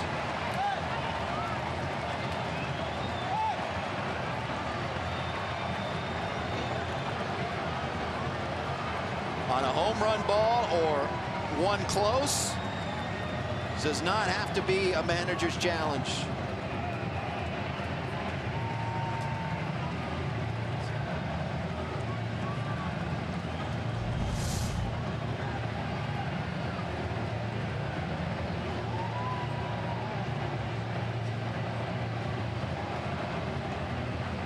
And it looks like the ball sunk into the pad. Yep. And then kicked up and then right back into the field of play. They're going to take a look at this, but I think they got it right. The ball hits the pad and then hits someone behind or railing behind. Right. then it's a home run. Well, it fooled a lot of people, including those that set off the fireworks for a home run. Well, you could see by the fans' reaction there that the ball hit the pad and came back. Yep. Sometimes fans will fool you there. You could just see the head drop of the guy with the red shirt. Oh, because he knew that was not a home run. Yep. This shouldn't take much time. Crew chief Brian Gorman. But either way, right now, Jim, the Reds are in business. They've got an opportunity to take the lead in this ball game right here with Brandon Phillips coming to the plate. Their runners at second and third base. Duvall hit that ball like he knew it was coming. Really did. Stayed back on the breaking ball. No leak at all. Shoulder stays closed, eyes on the ball, head down. It's almost as though someone told him a curveball is coming. Belt high, middle in. Here comes Craig Counsell, the skipper for the Brewers, and that's going to be it for Matt Garza, even though he only has 81 pitches. Second and third, one out.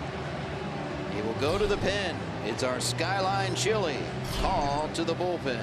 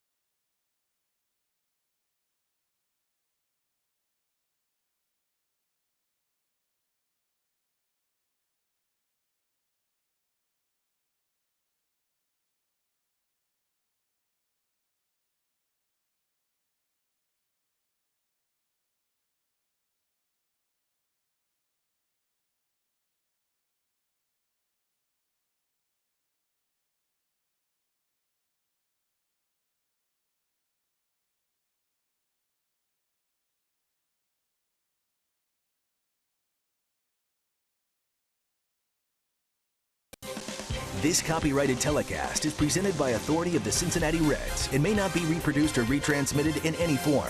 And the accounts and descriptions of this game may not be disseminated without the express written consent of the Cincinnati Reds. All right, the Reds have climbed within a run and have a chance to at least tie the game or break it open. Second and third, one out. Brandon Phillips at the plate and a new pitcher on, Carlos Torres, the righty for the Brewers. Torres has not allowed a run in his last 8 appearances, spanning 8 2/3 innings.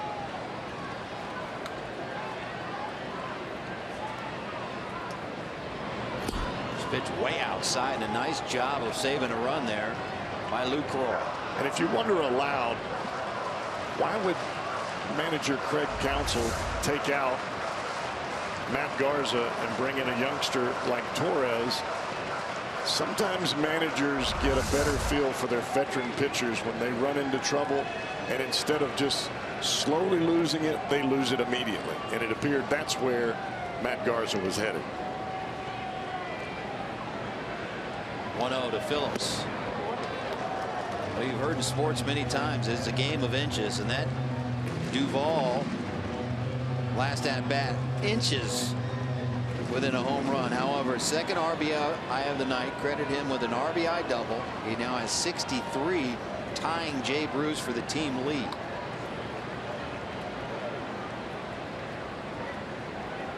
(2-0). Looks like he tweaked something in his right leg. Brandon is beat up, as we know. If you look at his numbers with runners in scoring position this season, Reds will take a .328 average, but Phillips, see right here. Well, you can see by the swing, Phillips really pulling his hands in there. He's trying to shoot the ball the other way. With the infield back, even if you hit a ground ball to second, we've got a tie ball game. Phillips is still playing with a hairline fracture in his hand. Asked him about it today before today's game. He said it got a little bit better, but it's still, you know, hairline fracture. It's going to be a while where it pretty much is going to hurt on every swing.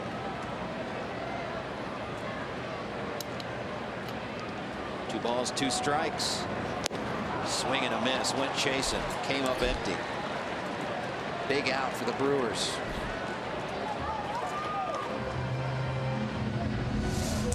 Trying to protect inside. And Torres cuts a fastball right off the outside corner. And Brandon just couldn't get to it enough to foul it all.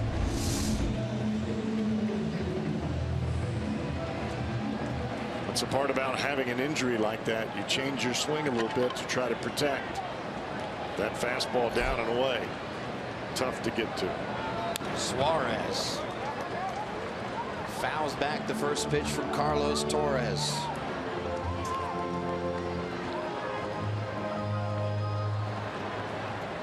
Reds have climbed within a run and would certainly not want to strand runners at second and third. Phillips had a chance, and now Suarez.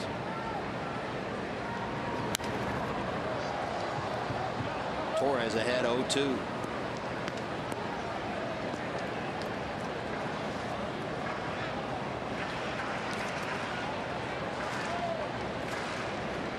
Suarez 0 for 3 in his career versus Carlos Torres. There is action in the Reds' pen. Wood and Iglesias. Now just Iglesias throwing. Scratch that, they're both there. Wood looks like he's ready. Iglesias still firing him down there. I would think that if the Reds tie it or take the lead, we'll see Iglesias. If the score remains the same, possibility that we'll see Blake Wood. Phillips getting a check from athletic trainer Steve Bauman. We showed you that swing, an awkward swing, but you came up holding that right leg. It looked like he tweaked his back, the calf of his back leg. He's got a little bit of everything going on right now as far as injuries go.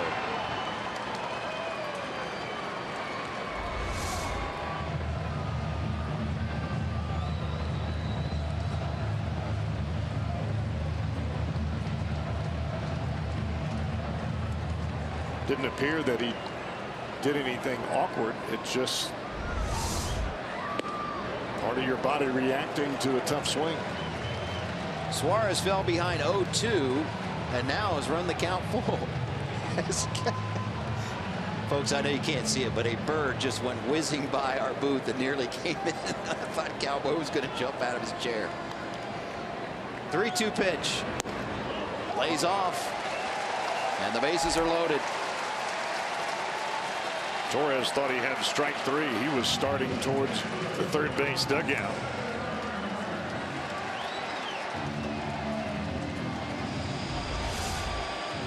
See where it lands. Hard cutting fastball. That's the same pitch that Phillips swung and missed at.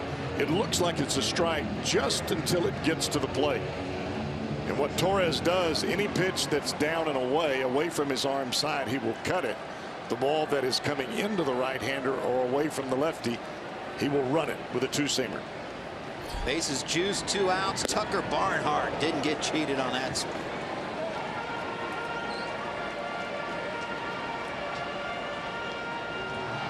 Trying to better an 0 for 2 night so far. And the Reds have done pretty well with runners in scoring position this year, even though the record would not show that.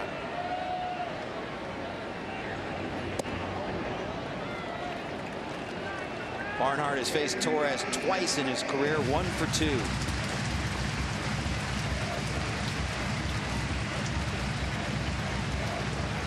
Big spot here for the Reds. 1 ball, 1 strike. Fouls it off. This is one of those at bats where you may be here in the 7th inning, 6th inning, but it could win or lose the ball game right here. You get a hit here, the entire momentum of this ball game shifts towards the Reds. You don't, and it shifts continually in the direction of the Brewers. 1-2, just fair. 2 runs are going to score. Tucker Barnhart into second base with a 2 RBI double, and the Reds take the lead.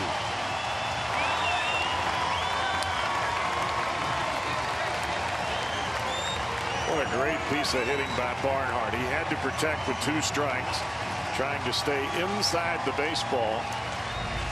This ball cuts right in on his hands, and he's still able to shoot it right down the third baseline. And Middlebrooks was playing way off the line. That ball hit almost by the bag. Didn't hit it that hard.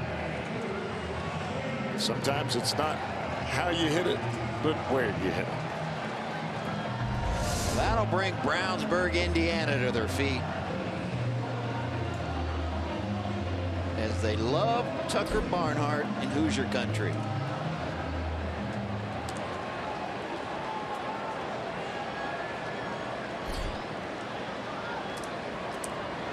Big hit. Now pinch hitter Ivan DeJesus Jr. will step in, and that'll spell the end of the night for Anthony DeSclafani. Well, this is a ball game that, by his pitching acumen here tonight, DeSclafani did not deserve to leave trailing. Threw the ball awfully well. 0-1 pitch. Grounder. VR's got it. Over to first, but damage done. Reds put a 3 spot on the board. Lead 4-3.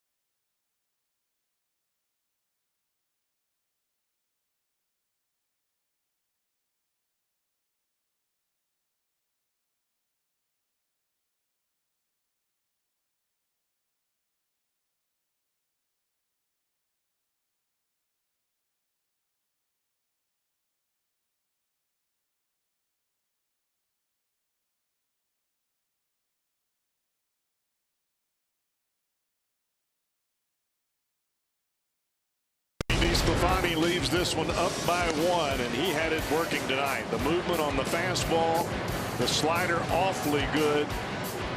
Check out this changeup. Middle in, and he had Will Middlebrooks way out in front, and the curveball as well. Struck out Lucroy on a slider the first time, curveball the second time. Everything in the hat working good for DeSclafani here tonight. Well, now he's in line. If the bullpen can hold him, get a well-deserved victory. And new pitcher on the hill, Raisel Iglesias. And I would say right now for the Reds, this is the best pitcher that the Reds have going as far as experience. Right where I was going with that. As far as his aggressiveness, his nature on the mound, his ability to take on the name hitters, if you will, the all-star type hitters. There's just does not seem to be any fear in Raisel Iglesias, nor concern. I think he feels like there is no hitter that steps to the plate that he can't put away. And that's how he's pitched thus far, especially out of the bullpen. I would expect that he would pitch not only the 7th, but also the 8th. And then the Reds would go more than likely to Cingrani to finish this thing up. Well, I was going there. I was about to ask you, as you see Jose Peraza taking over at second base for Brandon Phillips. We get an update on Phillips. We'll give it to you as soon as we get it. But I was surprised when you said before the game Raisel Iglesias is the best Reds pitcher, and you just gave the explanation.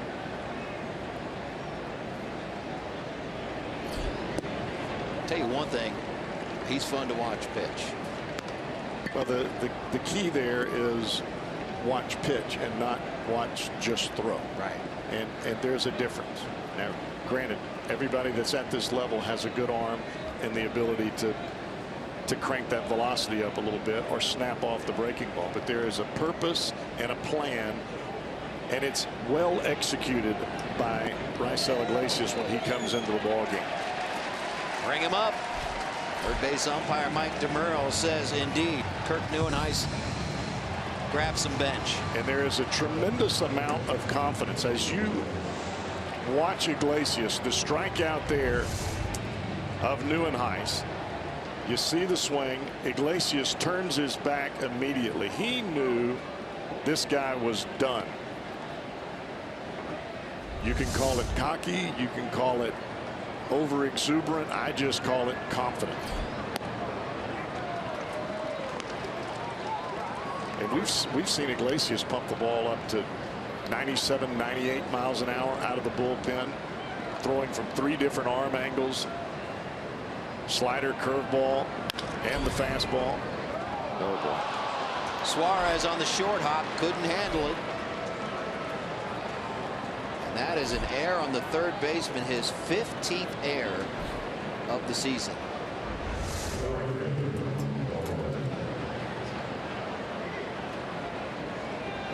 Now, this Reds club wants the top defensive team in the National League, and they have got a lot of work to do to get back even close to the middle of the pack in the National League. They came in as the ranked 13th in the National League as far as fielding percentage goes. Third most errors at 64, make that 65 now. And quite frankly, those Reds fans around here got spoiled. We all got spoiled with the defense we saw over the last several seasons. Yeah, and it's not just the physical errors, because that was a physical error there. He was in the right position. It's the mental errors that it just looks bad. It almost makes you seem like your team is not prepared.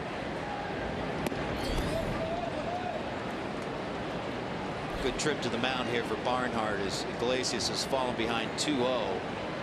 And I'm sure you know as well as anyone it can be deflating for the pitcher when a play that should be made is not made. Well, it's not the deflation part. I think what it is when you have an error that's made behind you, you try to elevate your game a little bit. I'm not so worried about a pitcher like Raisel Iglesias, but for a younger pitcher, they don't really know where their elevation should be, so they try to do too much. They may elevate way more than what they're capable of, and all of a sudden they're throwing the ball to the backstop and bouncing it in front of home plate.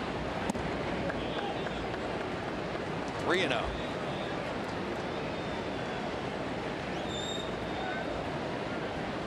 Certainly don't want to walk the guy hitting 8th.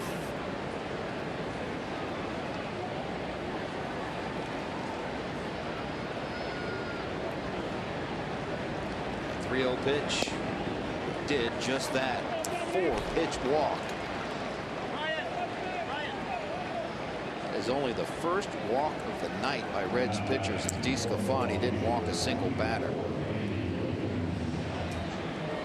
And now a pinch hitter for the Brewers. Andy Wilkins, the lefty.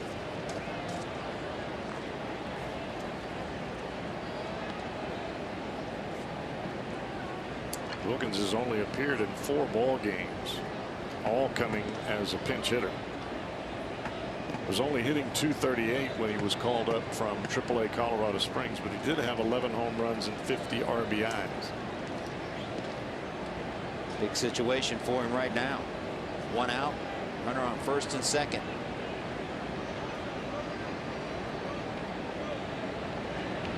Righty versus lefty matchup. 87-mile-per-hour off-speed pitch.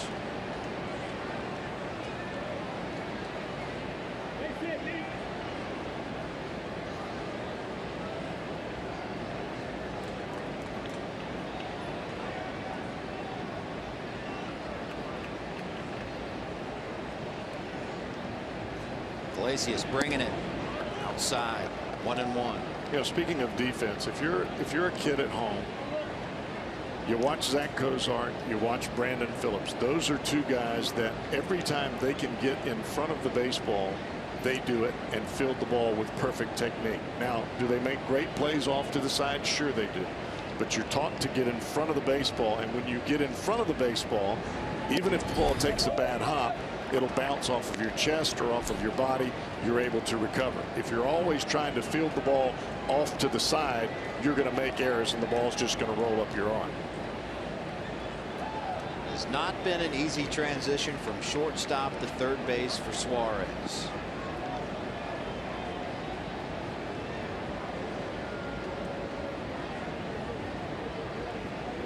Two-one pitch. Cue ball shot. Suarez got to hurry. Runners move up with the second out of the inning recorded. Following each and every Reds game here on Fox Sports Ohio, make sure you stick around for Reds Live, the post-game edition brought to you by Performance Kings Honda, for a complete recap and interviews from the locker room.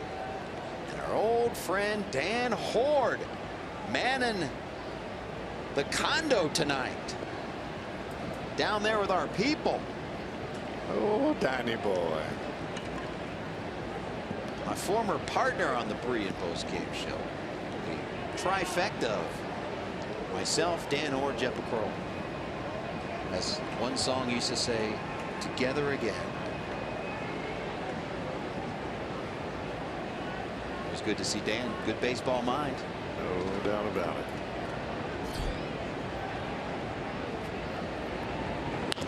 And of course, your voice of the Cincinnati Bearcats and the Cincinnati Bengals.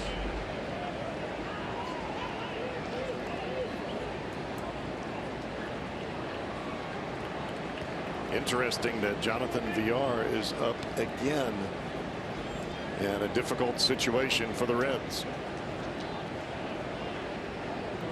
Most of the time it's your 3 or 4 hole hitter, but tonight it has been Jonathan Villar.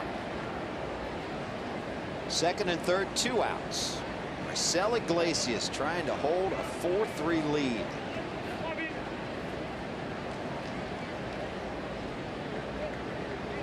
The 0-1 to Villar. Popped it up. In foul ground, Suarez gloves it. Nice job by Raisel. Reds continue to lead by 1.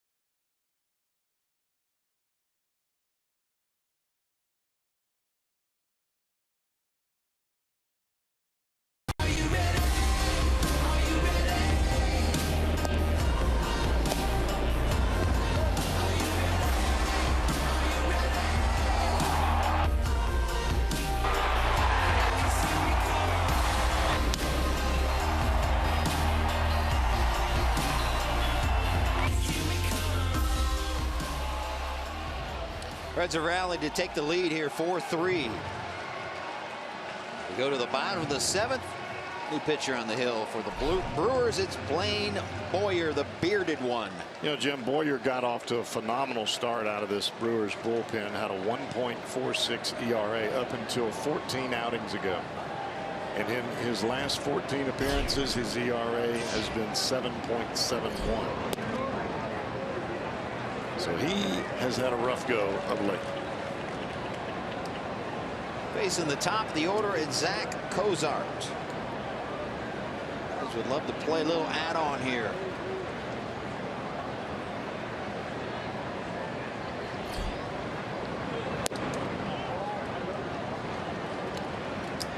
Couple of off-speed pitches and count 1-1. It's amazing the buzz in the ballpark when your team has the lead. Yep. Pretty good crowd here tonight. Two teams that are down in the standings, but gorgeous Friday summer night. Cozart right in front of the plate, and that is a fair ball. 1 out.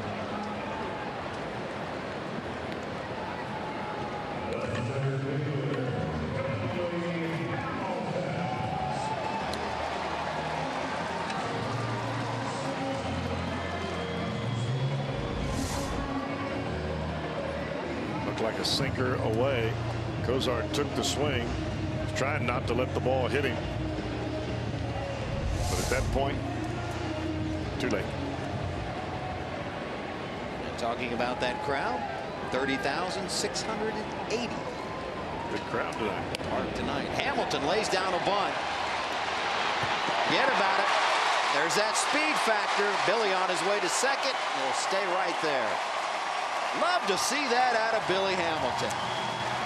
No chance for Lucroy to even try to set up and throw the ball inside to the covering first baseman Chris Carter, even as big as Carter is. Because of where the ball was bunted, it took Lucroy down the line right in the path of the base runner Hamilton. You know, you just have to get it and fire it, and fire it he did, and he fired it right on down the right field line. Speed just forces guys to do things that they don't normally do. Credit Hamilton with a bunt base hit and an E2 allowing him to go to second base. Now Joey Votto, one sitting out there at second. Swings at the first pitch. Foul.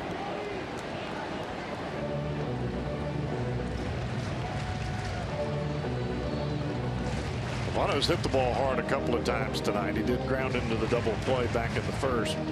But an outstanding play by VR at shortstop in his second at bat. And then he laced that single to start the 3-run sixth for the Reds into left field. Average 253.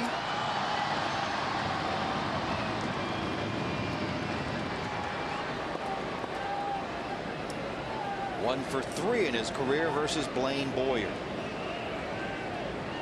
Big RBI opportunity here.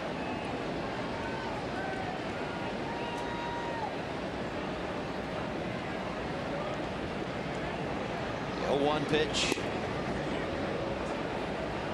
0-2.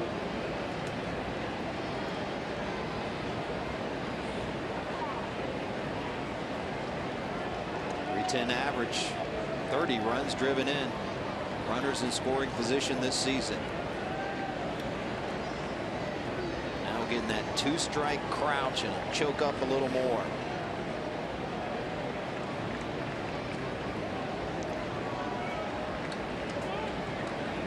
Go back to second, no chance.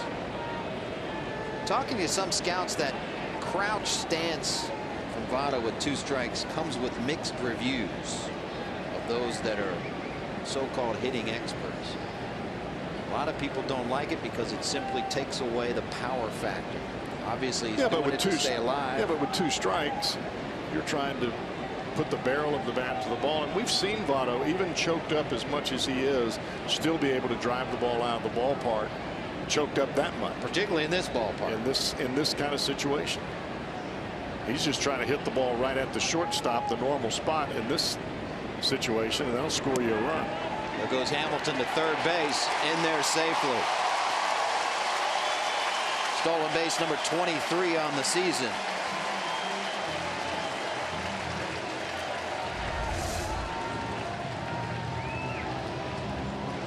See Hamilton with that walking lead.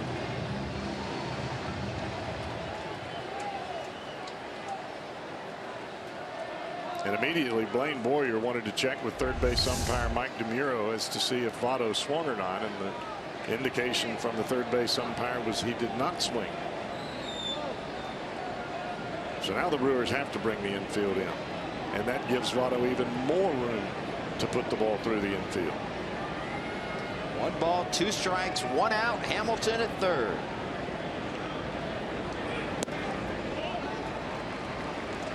Two and two.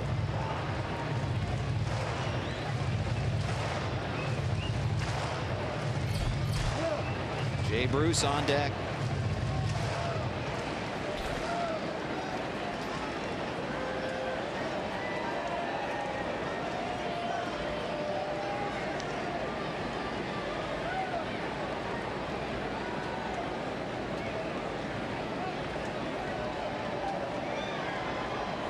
The 2-2 pitch to Votto. Shoots it the other way, but foul. You know, you look at Hamilton's 4 at-bats tonight, and it is very typical of his early career. Balls on the ground, the single up the middle, a ground ball, the bunt single, both of those hits.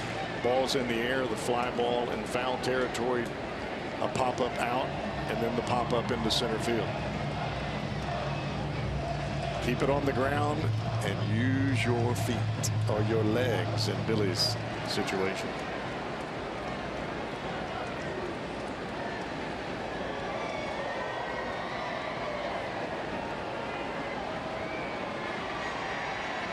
Do the 2-2 again.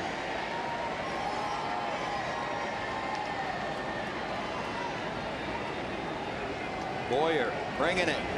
Votto fouls it back.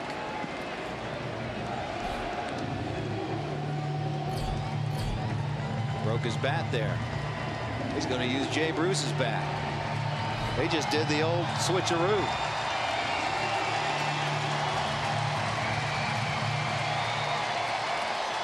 Normally you see the bad boy bring out his own bat, but Jay Bruce gave him his bat. They must use the same model, perhaps. We'll see.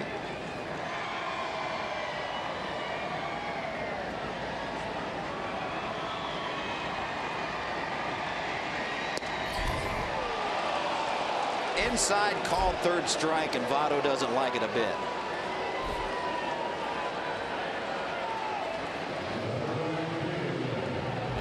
Little discussion. Starts in. Borderline pitch. Did not appear that it got all the way back to the inside corner.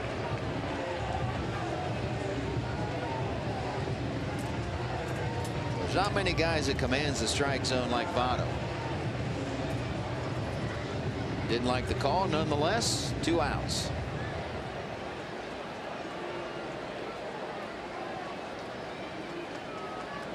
And now Jay Bruce with Hamilton still sitting out there at third base.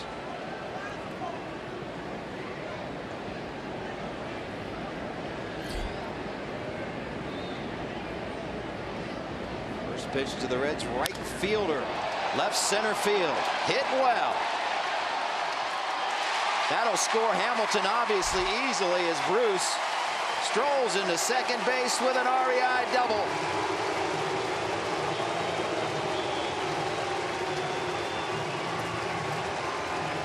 Well, you love the chant from the crowd after the big double by Jay Bruce. Bruce.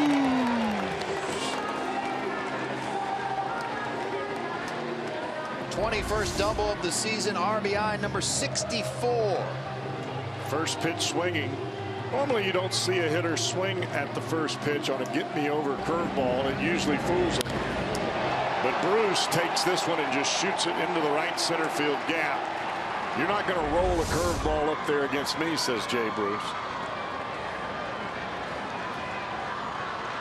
Now after Adam Duvall, who's in there hacking away right now. Duvall with 2 RBIs earlier in this game tied Bruce for the team lead with 63 runs driven in. Bruce says, all right, let me just retake that lead.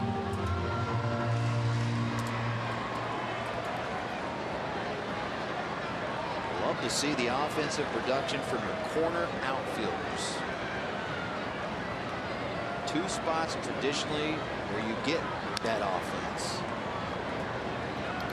And for so many years, that left field position was just a hole. It was a black hole out there. There was nothing going on offensively. Now Adam Duvall. Well, for the longest time, everyone has talked about the next one will be Jesse Winker. The next one will be Jesse.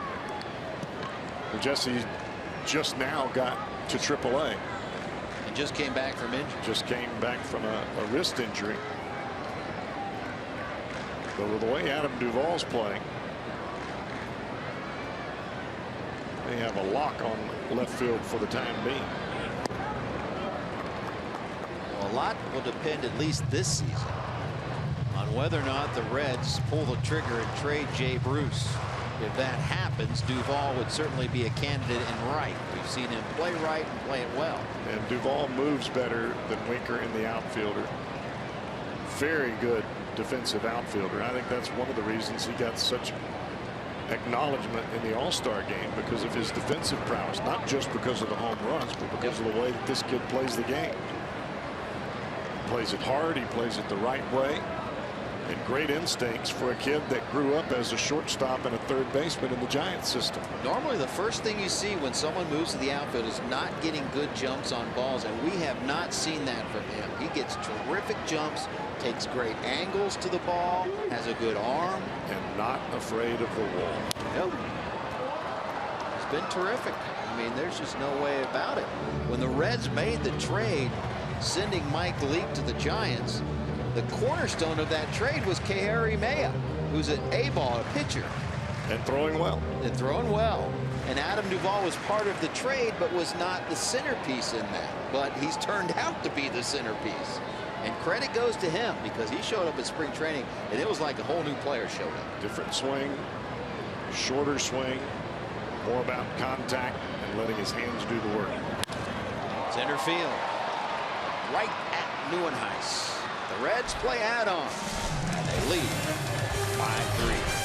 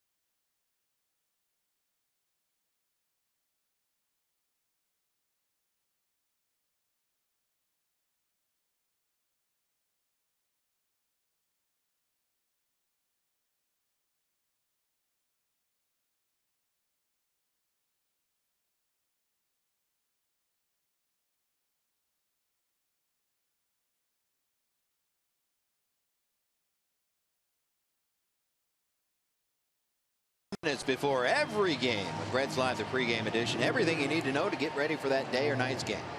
It's Reds Live. It's presented by Ray St. Clair Roofing. 6:30 tomorrow night for Reds Live, and this pitching matchup to follow. Righty versus lefty, Jimmy Nelson. The Brewers, John Lamb, the lefty, will climb the bump. Game 2 of this 3-game set. we'll be here with it here on Fox Sports Ohio. Raisel Iglesias on for a second inning of work. Cowboy did a nice job of damage control there in the 7th. He really did. And when he came in the ball game, you and I were talking, there's not much that affects this kid on the mound. I think that's where he's at home.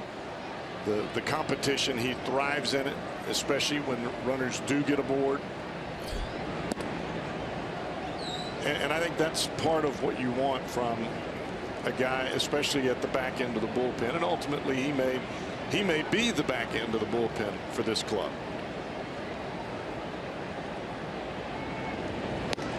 Swing and a miss by Scooter Gennett. Last time up, solo home run off of DeSclafani. DeSclafani, if you're just picking up the game, went 6 innings, 3 hits, 3 runs. They were earned, did not walk a batter, struck out 8. Iglesias after a scoreless 7th. Now here in the 8th. Long run for Duvall and a foul ball.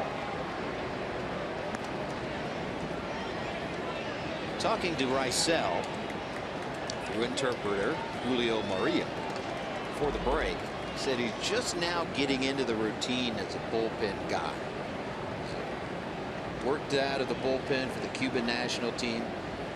Came to the Reds, was a starter, started on opening day, ran into the shoulder problems. So he was in that starter's routine. Now he just now feels like he's comfortable in that bullpen routine. And I think off the record, if you ask him, he would want to be a starter, but give me the ball at any time. I think the essence of pitching well out of the bullpen is anytime that there's a situation going on the field, you're hoping that the phone will ring and they will call your name. You have to have that kind of expectation out of the bullpen. And I think when Raisel Iglesias comes to the ballpark, he's hoping that the phone rings and they call his name with the bases loaded and nobody out. I think that's the kind of guy he is. He thrives in those types of situations. And there are certain pitchers that don't thrive in that huge adrenaline situation, but this guy does. And you love to see it. And we talked so many times, this bullpen has struggled mightily, obviously, first half of the season. But that was before they got Iglesias back. That's before they got Lorenzen back. And that just changes the entire complexion, working back to front of the bullpen. This time, Scooter Gennett, base hit to the opposite field for a leadoff single here in the 8th. Get ready for the fireworks with Premier Boxing Champions. The heavyweight championship of the world is only on Fox as world champ Deontay Wilder faces Chris Arreola tomorrow at 8 on Fox.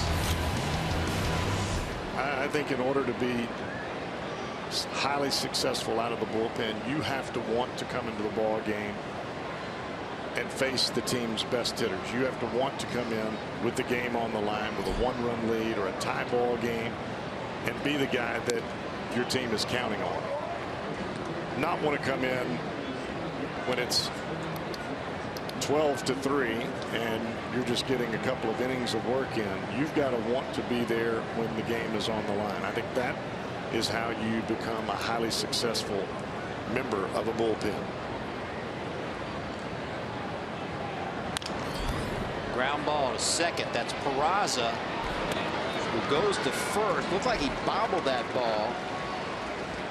And instead of risking it going to second base, gets the sure out at first. By the way, Peraza playing second base. If you're just joining us, Brandon Phillips left the game. He's been diagnosed with a strained right calf.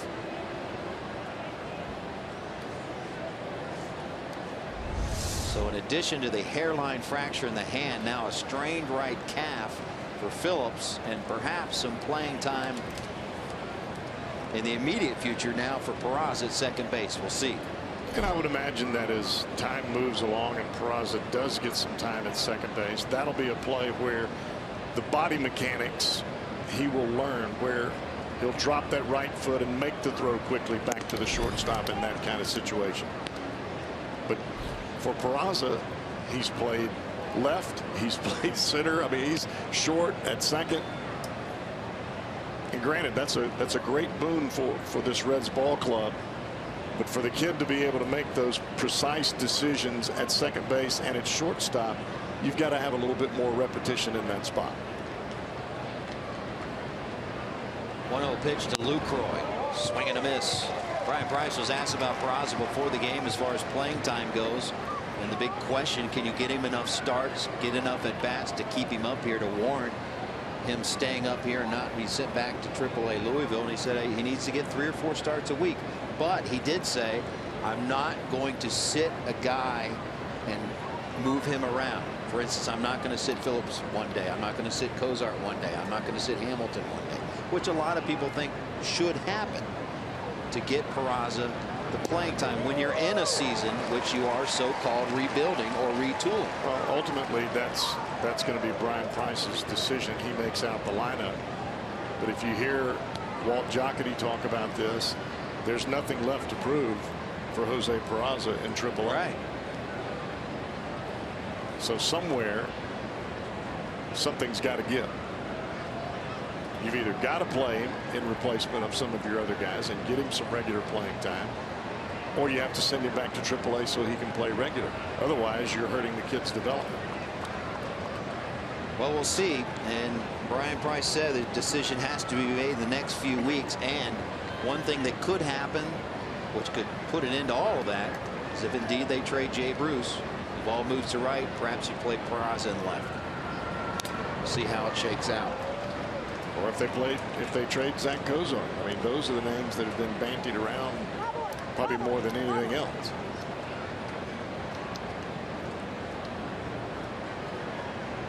A lot of rumors surrounding that guy right there.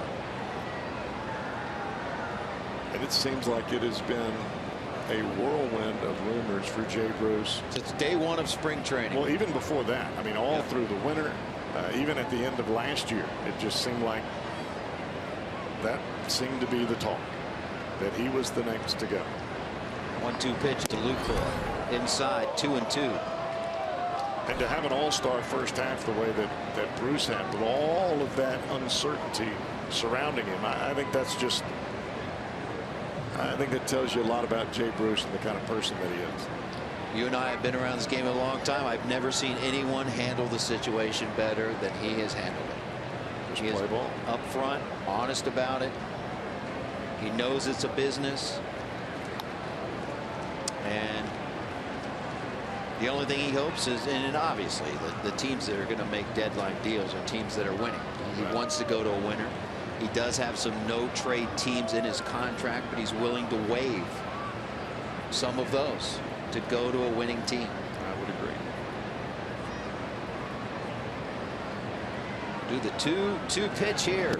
Swing and a miss, and a big strikeout by Raisel Iglesias. Well, look at the reaction of Raisel Iglesias. You think he's not in this ball game? Mentally and physically. Hard slider off the plate.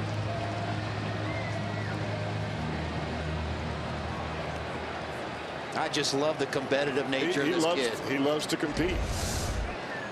I love how he sprints to the mound to start the inning. Now, are there going to be some hitters that get to him? Sure there are. It's part of the game. But what you love is the attitude, the aggressiveness, and the ability to take the ball and come after the opponent. If this game stays at 5-3, we'll see. It'll be interesting to see the 9th inning. Will we see a Cingrani, or would you see a Lorenzen?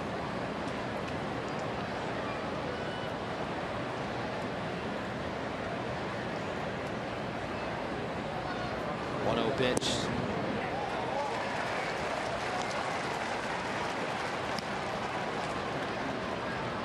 Chris Carter 0 for 3 in this game.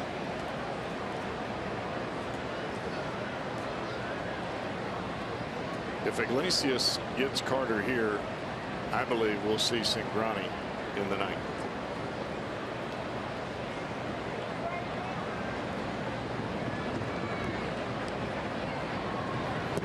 The only reason I wonder is if you turn the page coming out of the break, Do you set it up as Iglesias and Lorenzen as the back end of your pen?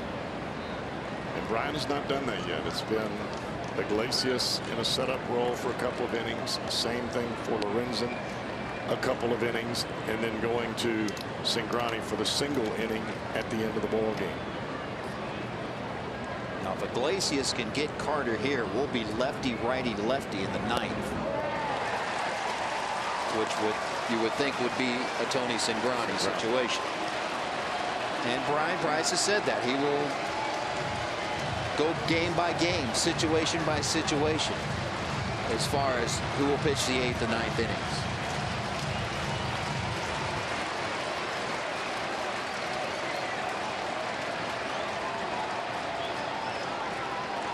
Two balls, 2 strikes, 2 outs, runner at second base. Swing and a miss, and Raisel Iglesias. 2 scoreless innings. Back-to-back strikeouts in the 8th, and the Reds lead by 2.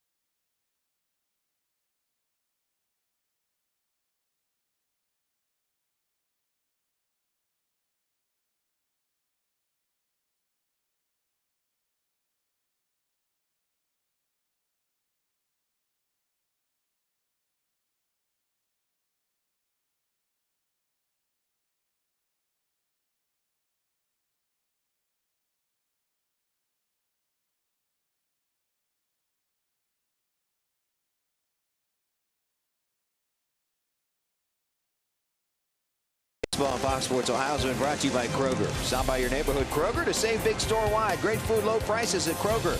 And by Toyota. For over 30 offers, visit buyatoyota.com. Toyota, let's go places.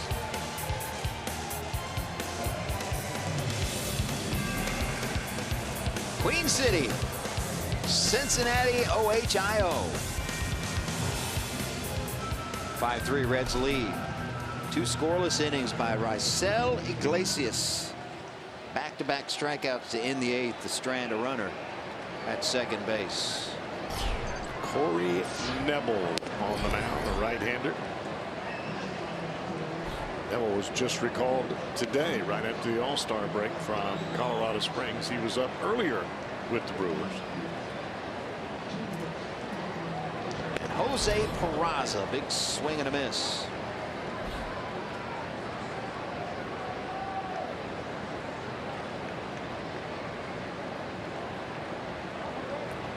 Peraza came in for Phillips, who left this game with a strained right calf. So the first at-bat for Peraza, facing Corey Knebel.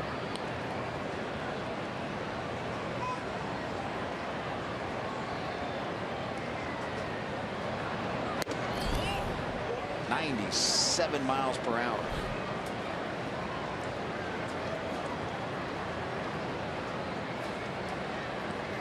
Two balls, 2 strikes to the right-handed hitting Jose Peraza. Outside 3-2. There's no doubt that Knebel has a great arm. The key for him is consistency, not only with that big fastball, but a breaking ball that he can throw for a strike every once in a while. I mean, in this at bat, Peraza's seeing nothing but heaters.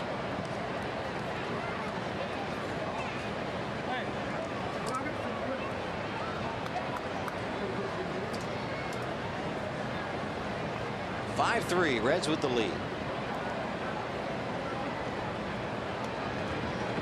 Swing and a miss. Down goes Peraza.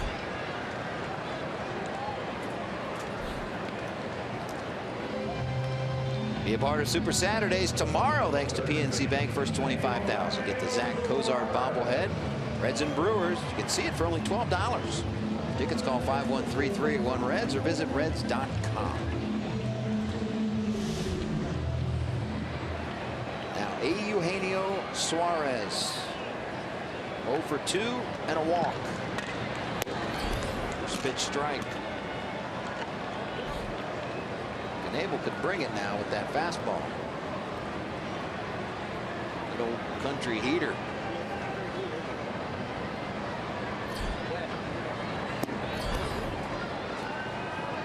Serving up a big diet of them.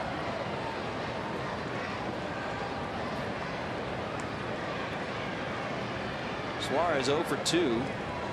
His 2 appearances versus Knebel.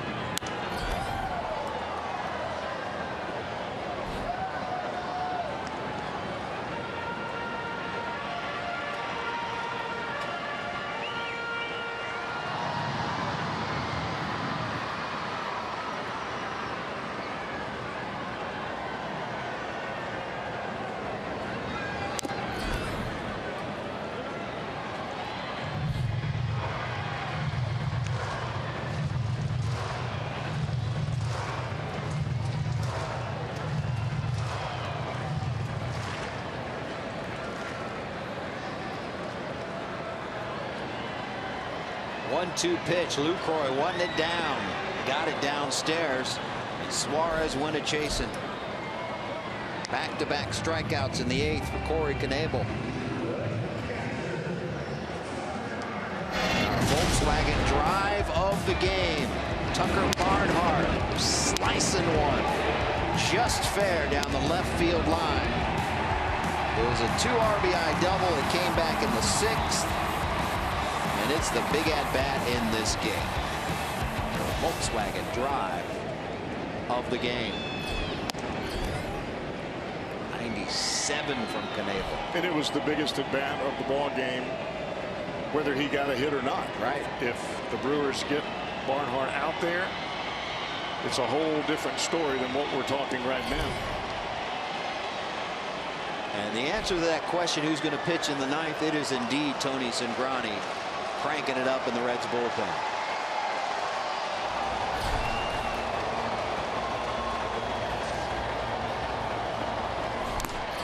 Ground ball. Diving attempt. VR gets it on the rebound and makes the out. Wow, what a play right Score there. at 5-6-3.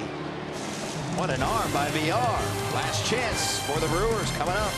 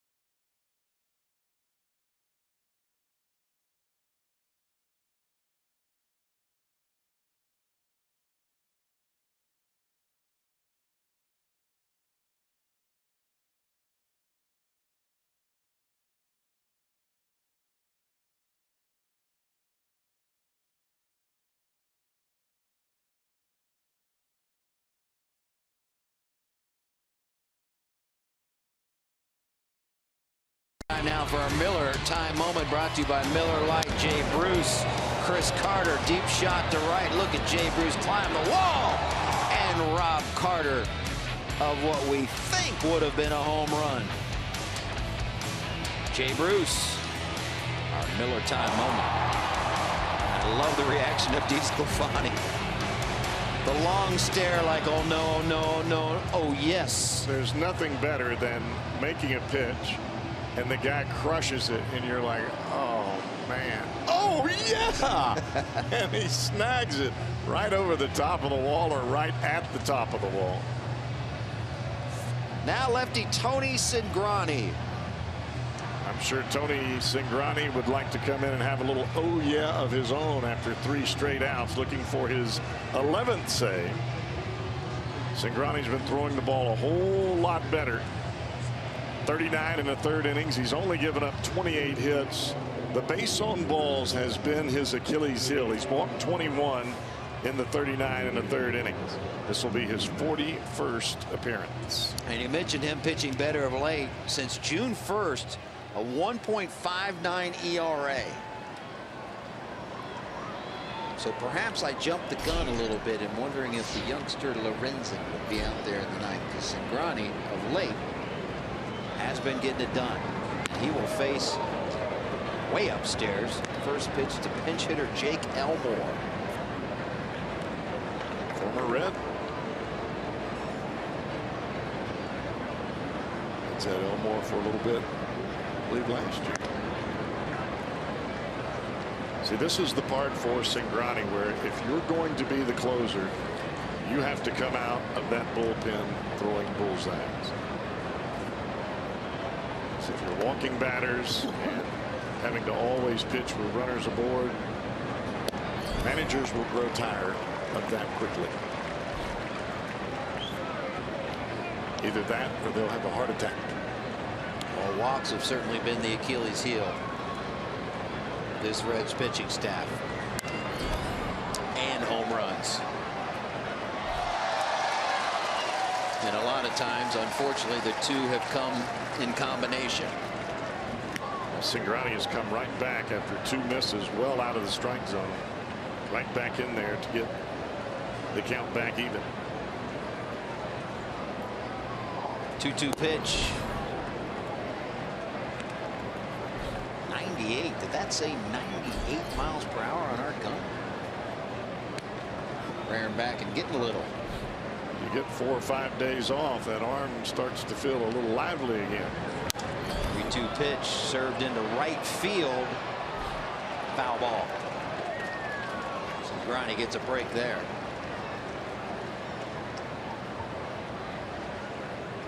Cingrani with 10 saves on the season.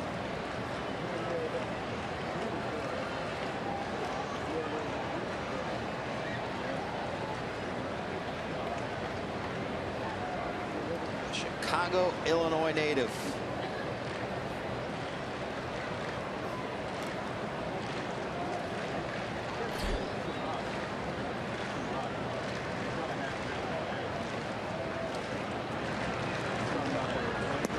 Upstairs, does just what you don't want to do. Walking the leadoff batter. Nobody sees sports quite the way Colin Cowherd, Jason Whitlock do. The brains to know and the guts to say. Catch Colin and Jason on FS1's new daily sports talk show, Speak for Yourself, weeknights at 6 Eastern. All right, now the tying run at the plate. Exactly what you didn't want to see. It's Will Middlebrooks.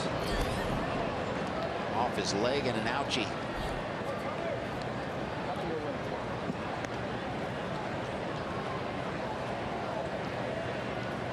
You see so many guys with the different paths. Some will have it up by the knee, as Middlebrooks has here. Ow! And instead of hitting the pad up by the knee, it hits right down in the middle of the shin. That hit flush too. Of course, if you extend the pad, you can't run to first base. It'd be like wearing a shin guard on your left side of your leg.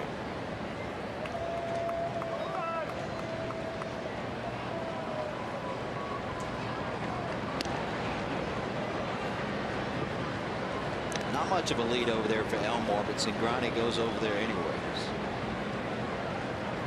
Cingrani's got a very deceptive move. Even for base runners that don't have but a 2 or 3 step lead, I've seen him pick them off.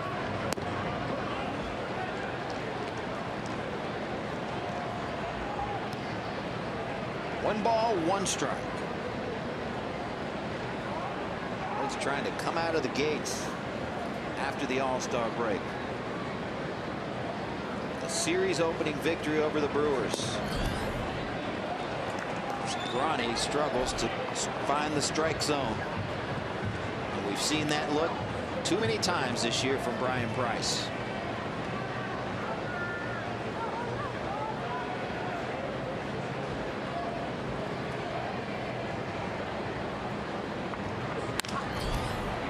Blooper, right field, and Bruce won't get it. First and second, nobody out.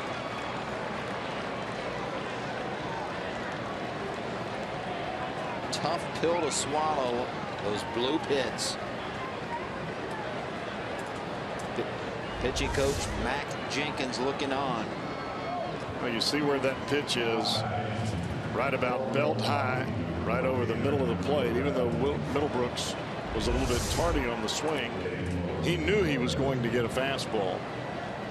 And when you're pitching consistently behind in the count when you come into the ball game, hitters have a tendency to have an educated guess as to what you're going to throw. Now a pinch hitter, Hernan Perez. Not good numbers pinch hitting this season, but you got to think, the Reds think that with the corner infielders in, that he's going to be laying down a bunt here. Nope, swinging away and shoots it through the right side. 1 run scores, and the Brewers are within a run at 5-4. Walk, walk, walk, single, single.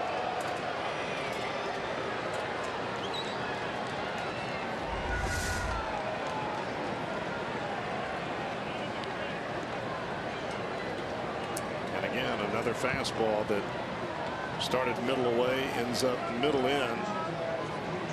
But the ball is up around mid-thigh. And those are hittable pitches.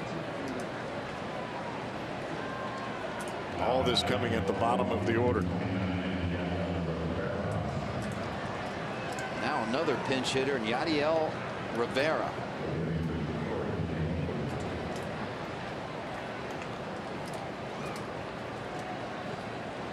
Mac Jenkins on the phone. The problem you have as a manager when your closer doesn't do the job, you usually don't have enough time to get anybody else ready. Oh, Cingrani was able to recover and get the out. A very nice bunt by Rivera, but the runners move up. Cingrani almost misplayed that ball, charging straight in instead of at an angle towards the third baseline. Fortunately, he was left-handed and able to snag it barehanded. An outstanding bunt. As you can see, Cingrani had to make a quick adjustment. If you're right-handed there, that's a base hit. Pretty good athletic play there by Cingrani, recovering. But quite the situation now. Tying run at third. Go-ahead run at second. 1 out. And Jonathan Villar, one of the best hitters in the Brewers lineup, at the dish. Yeah, that's the problem with walking and allowing pitching behind the count, giving up hits to the bottom of the order. When that order flips back over, you've got your top hitters coming to the plate, and now it's in an RBI situation. Swing and a miss. That call to the bullpen was to get Ross Ohlendorf up. There you see the righty. On the left, new bullpen coach for the Reds, Teddy Power. Wearing number 56. 1-1 pitch to VR. Called One strike, 1-2.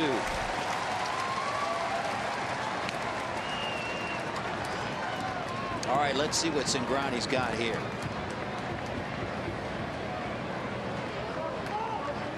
This is what it's all about if you're going to be a closer. You're going to get yourself into these situations. Can you get out of it?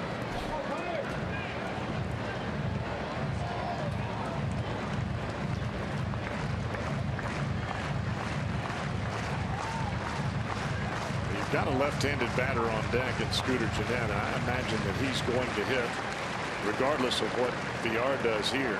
But Gennett can handle the fastball. 1-2. Way upstairs, and Barnhart nearly took his arm off to catch that ball. Barnhart had set up down and in, and that pitch probably would have hit a left-handed batter.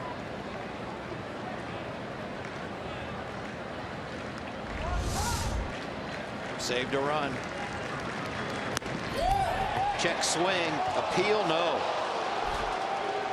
Quinn Wolcott says no. Close.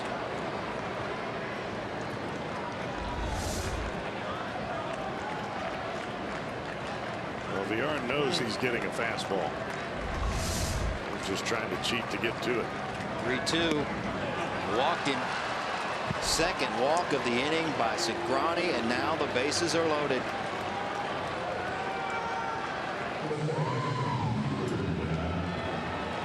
Cingrani had just 4 walks in his previous 16 innings pitched before tonight, so unfortunately reverting back to old ways.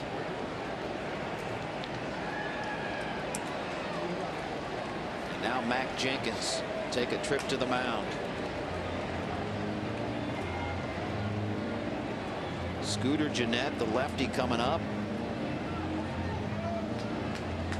1 out, bases loaded, and the Reds clinging to a 5-4 lead. That insurance run in the 7th off Blaine Boyer looks pretty good right now, doesn't it? Indeed it does. It'll look a whole lot better if Cingrani can get Scooter Gennett to roll one over here. How about a game-ending double play? That sounds nice. That would be rather large.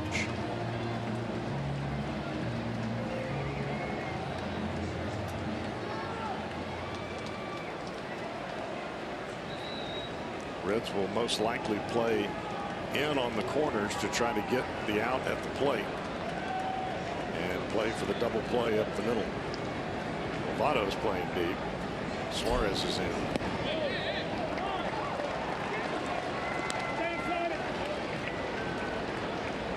First things first, you got to get the ball over the plate and make Gennett swing the bat.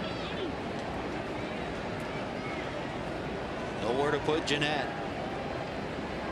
1-0 pitch. Rounded foul.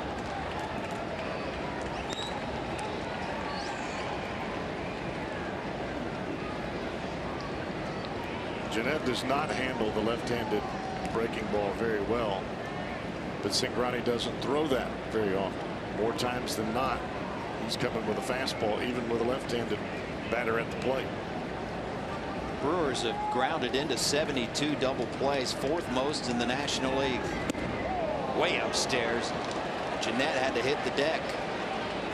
Cingrani really struggling here.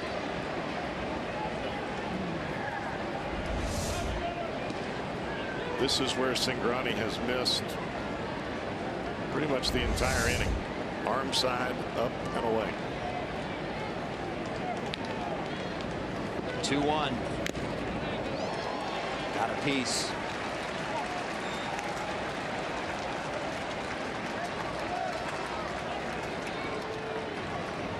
Well, Gennett did Cingrani an awfully big favor swinging at that pitch.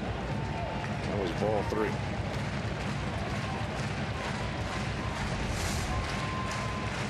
See where that pitch is. That ball would have hit the umpire in the mask. That's how high it was. Bases loaded. 2 balls, 2 strikes, 1 out. Foul back again.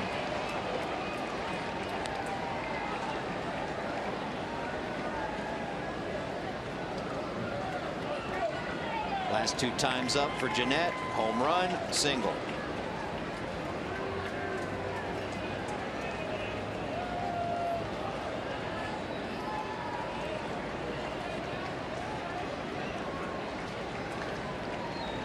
Do the 2-2 again. 3-2.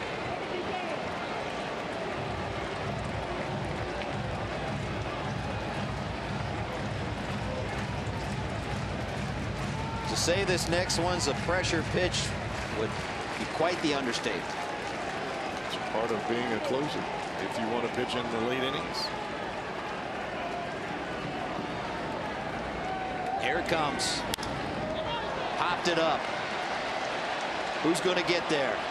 Votto's there. Peraza's there. Peraza calls him off. And a large out for Tony Cingrani. Peraza and Votto haven't played much together side by side. But at the last minute, Votto got out of the way. The second out of the inning. Well, that's a play that Peraza needs to make. And he did the right thing by calling off Votto in order to make the play, even though it was at the last second. Bryan Price isn't messing around here. He's lifting Tony Cingrani right now with 2 outs in the 9th and the bases loaded. Here comes